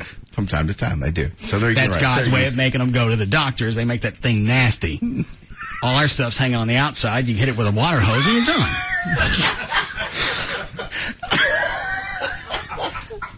Laugh at it, but that's the way nature works. Women are more prone to different diseases, and it's all because of their internal organs. Our stuff hangs on the outside. You can hose it off, and you're set. Drop it in the sink, clean it, and go. You're right. Absolutely correct. And so as a result, they're more likely to catch diseases early because they go to the doctor on a regular basis. They're used to it. We don't. We don't like it. Well, they've also spent hundreds of millions of dollars for breast cancer awareness and everything. That's all been towards women. And it's only been in the last, I'd say, 5-6 years where there's been a push for men's health, prostate, colon, and all that stuff. Because everyone was just focused. They had a good lobby, and everyone was focused on women's issues. And I don't care how horrid the women make it sound when you go to the gynecologist. Yes. You don't go through anything like this. So you got to sit in a chair. Well, looky there. You got to sit down. Relax. All right. Put your feet So up. the tongs are a tad cold. You don't have somebody jamming something in there and shaking your eggs around like they're playing craps. This is something that I don't want to do. Don't play it again. Okay. Oh, God, just Hasn't touched you yet. What's that? No. Yeah. Oh, my God! Let's go, Trump.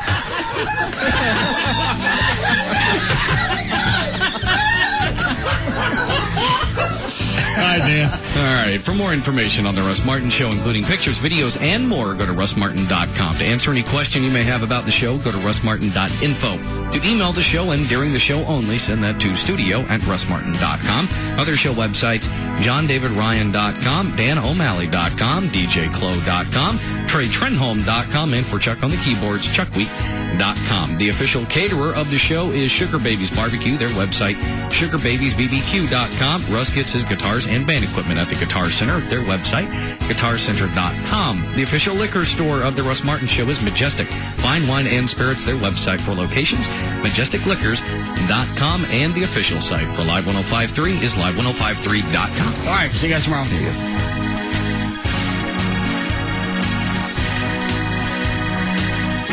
You can now listen to The Russ Martin Show anytime you want on the web at russmartin.info.